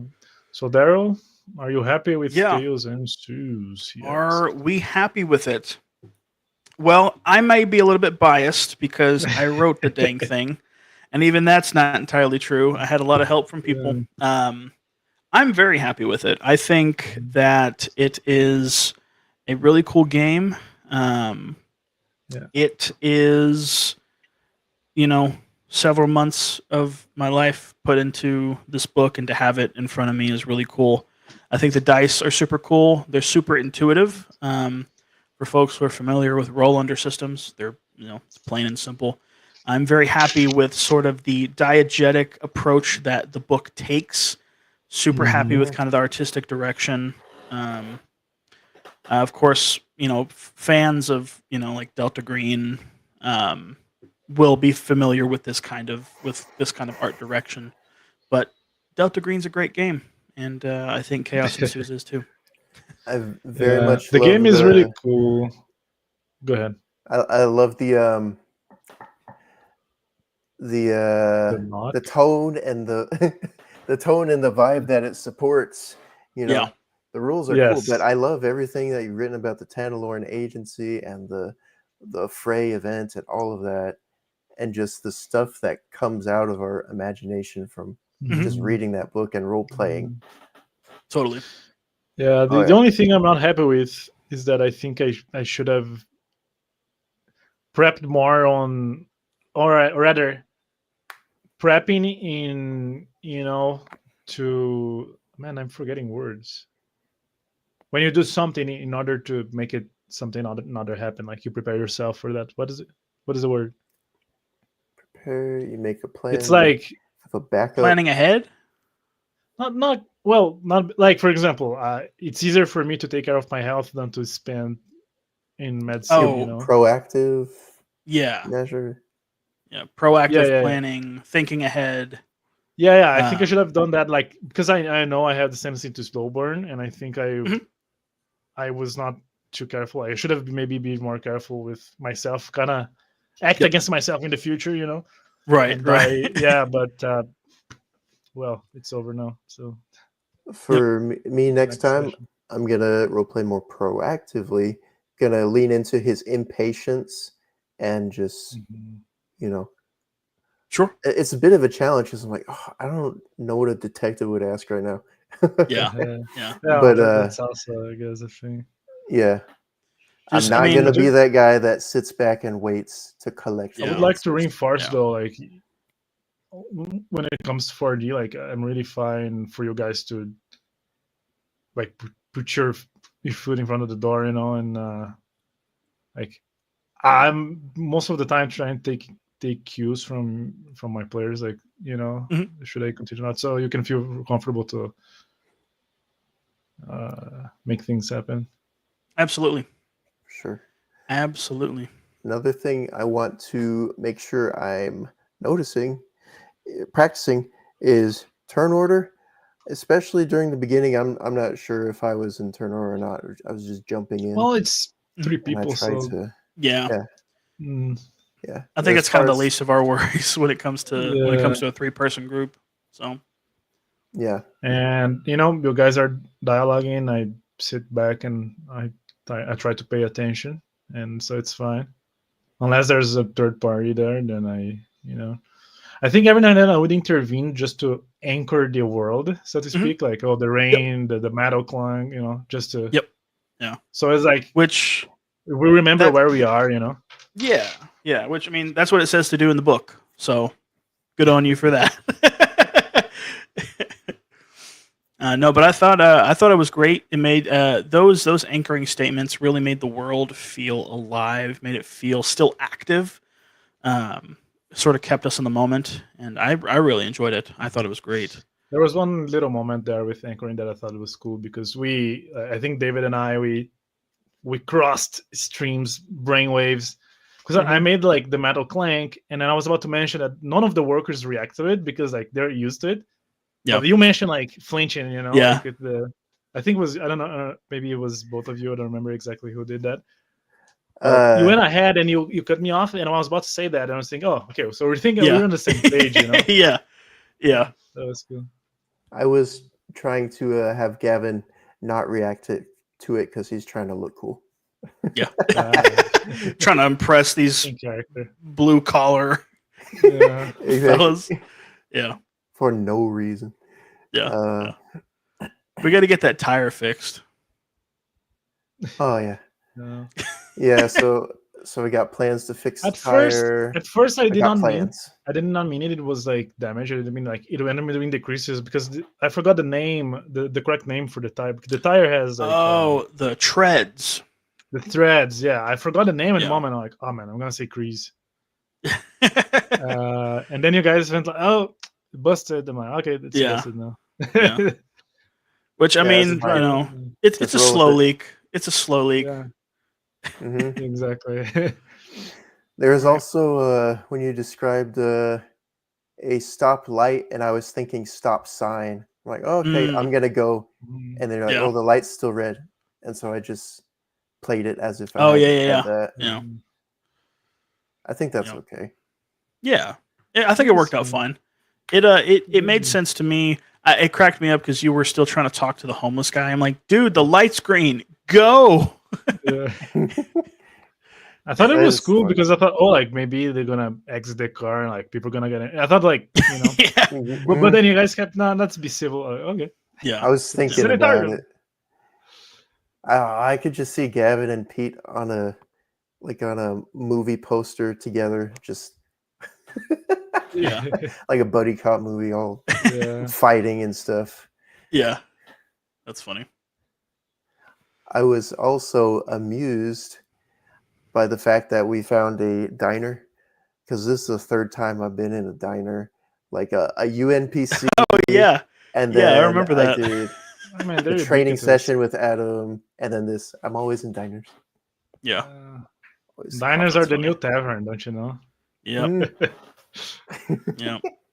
And what did I say in my stream yesterday? I don't like when people start in taverns. They have to We find didn't. the We ended tavern. in one. See? Yeah. Yeah. It's the opposite. Yeah. Oh, Daryl had a question for me. You want to highlight that? Yeah. Yeah. Yeah. Just a second. He asked if Daryl I asked. use notes with keywords. Man, sometimes for this one, I don't know. It's kind of psychedelic the way I take notes. Like I have some names of some stuff or stuff that I know that I need to reference if I forget. Like as far as like the case, I have like 1, 2, 3. I have 3 lines explaining the general concept, Mm. and then 2 other things that kind of. Well, I guess then we have 5. Just 5 lines, small lines on a text, dot text format. Yep. And the rest kind of develops during play too, you know, because I like it. I like when it's a little bit of a mystery for myself too. Yep. And that's sometimes what it makes it a slow burn too, because I'm just kind of treading along with the players, even though like I kind of know what's happening. I know the case, but there are a lot of details there that I don't, you know. Oh no, you caught my camera-itis. Yeah. he became he got absorbed into the I got absorbed. I'm doing a big no-no. I'm trying to put the thumbnail together at the same time the stream's going on. Yeah. Oh, Sent the wrong picture to the wrong phone. So I think that's why I tend to do slow burns, because my notes are very vague. But I also don't like coming up with too much, you know, because then I feel like I will subconsciously force myself to railroad. So it's easier to go along than to change it when players come up with stuff. You know, That makes like sense. I know you guys won't go create. Oh, this is the Mothman. I know, you know, and I'm not gonna do that. Yeah. So I can go ahead and make what is the thing, but how you get there and Yeah. That's the important thing. Is not going too far with your co-creation, allowing it to, like I say 500 million times in the book, keep it consistent with setting tone and item scarcity. that old chestnut. But Speaking of the book, I'll be looking through the book again, brushing up on sanity and stress, probably. I feel like those are the ones I'm worried about forgetting. But I've read the whole book. I studied it a little bit today. But if anyone's watching, you have to read the manual and then go back to it. Read it again. RTFNM. Yes. Read the frickin' manual. I've read that's with Mithras any 4 new game. times. Yeah. And it's a quick read. It's only, all in, It's not a hard read. it's about like 70-ish pages, and some I of have to those are say- just full artwork essentially. Let me put some good word on your book here. I have a hard problem with RPG manuals that I think, I'm not even talking about layout or anything. Sometimes they look very good, but I don't like the way they distribute information around the book. And the way you have here is the way I like it to be. right? You have an introduction, like, okay, these Yeah. is the broad strokes of how it works. Now you can go later, like section by section, and like have like a 2-page explanation. Like that by itself is like, oh, thanks. And it's very concise. At the same time, it explains the rules. It gives you the setting. It's concise. That's like the best thing. So Yes. you can Sweet. get it in one sitting. You can read it like twice. Yep. In 1 hour, you can read twice or thrice. Oh yeah, easily. And ideally, the artistic direction is cool enough that it keeps you interested in the book. Yes. And that's the thing.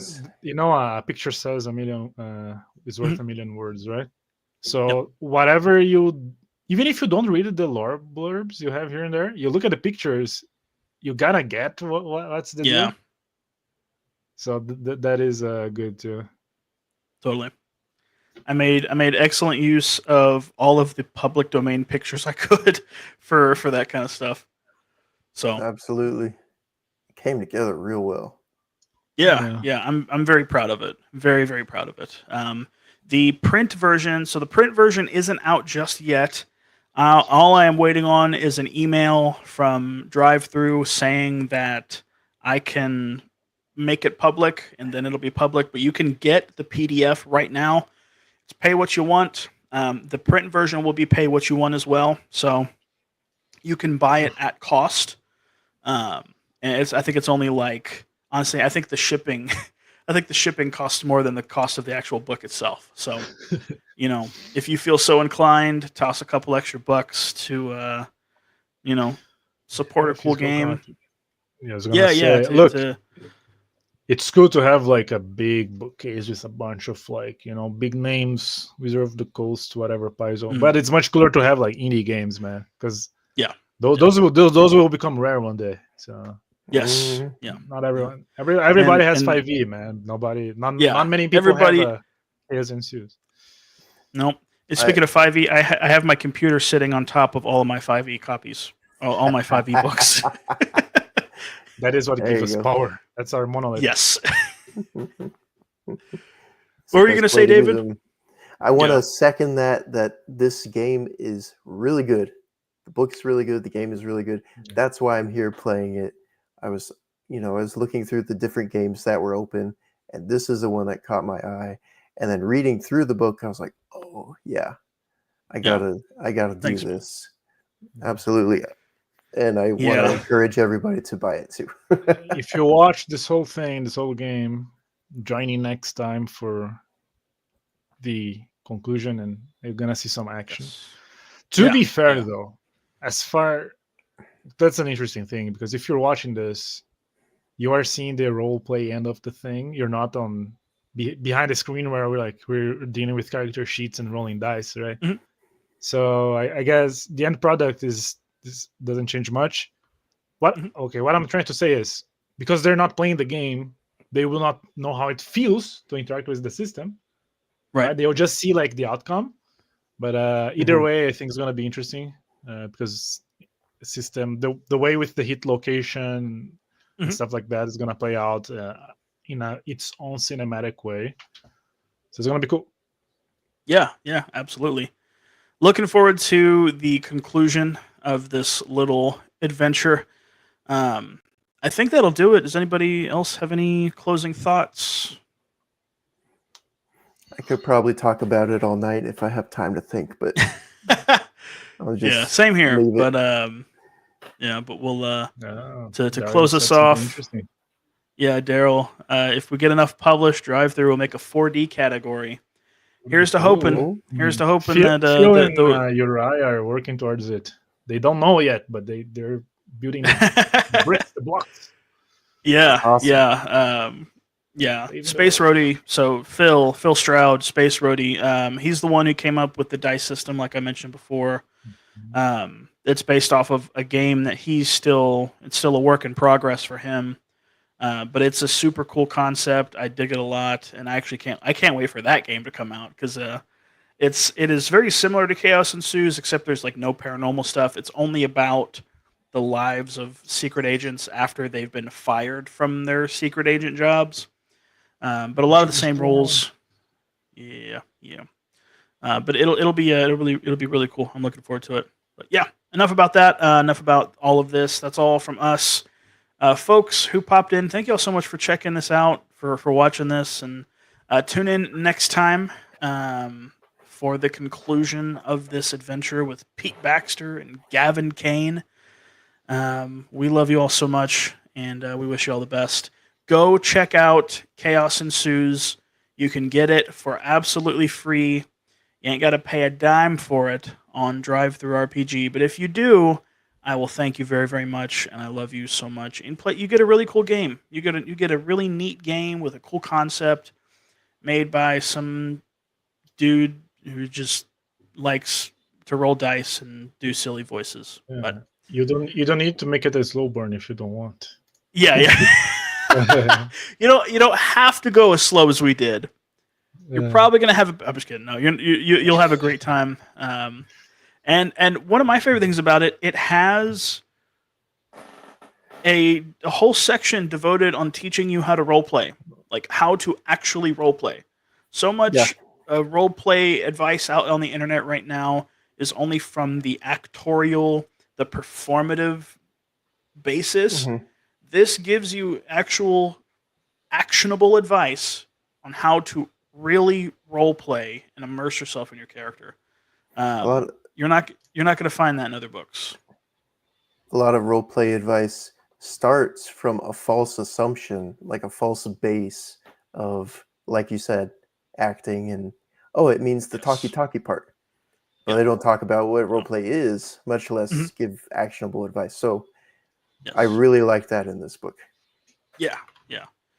But yeah, we've talked enough. Thanks again, folks, for hanging out. Thank you guys for coming. Nicholas, thank you so much for running this. I never expected that somebody else wanted to run my game before I did. And I'm so happy that you took the reins and rocked it out, dude. Really cool to be able to actually play it. Hoping to be able to do many games in the future. But yeah, that's all from us. Thanks, folks, for watching, checking this out. Peace and God bless.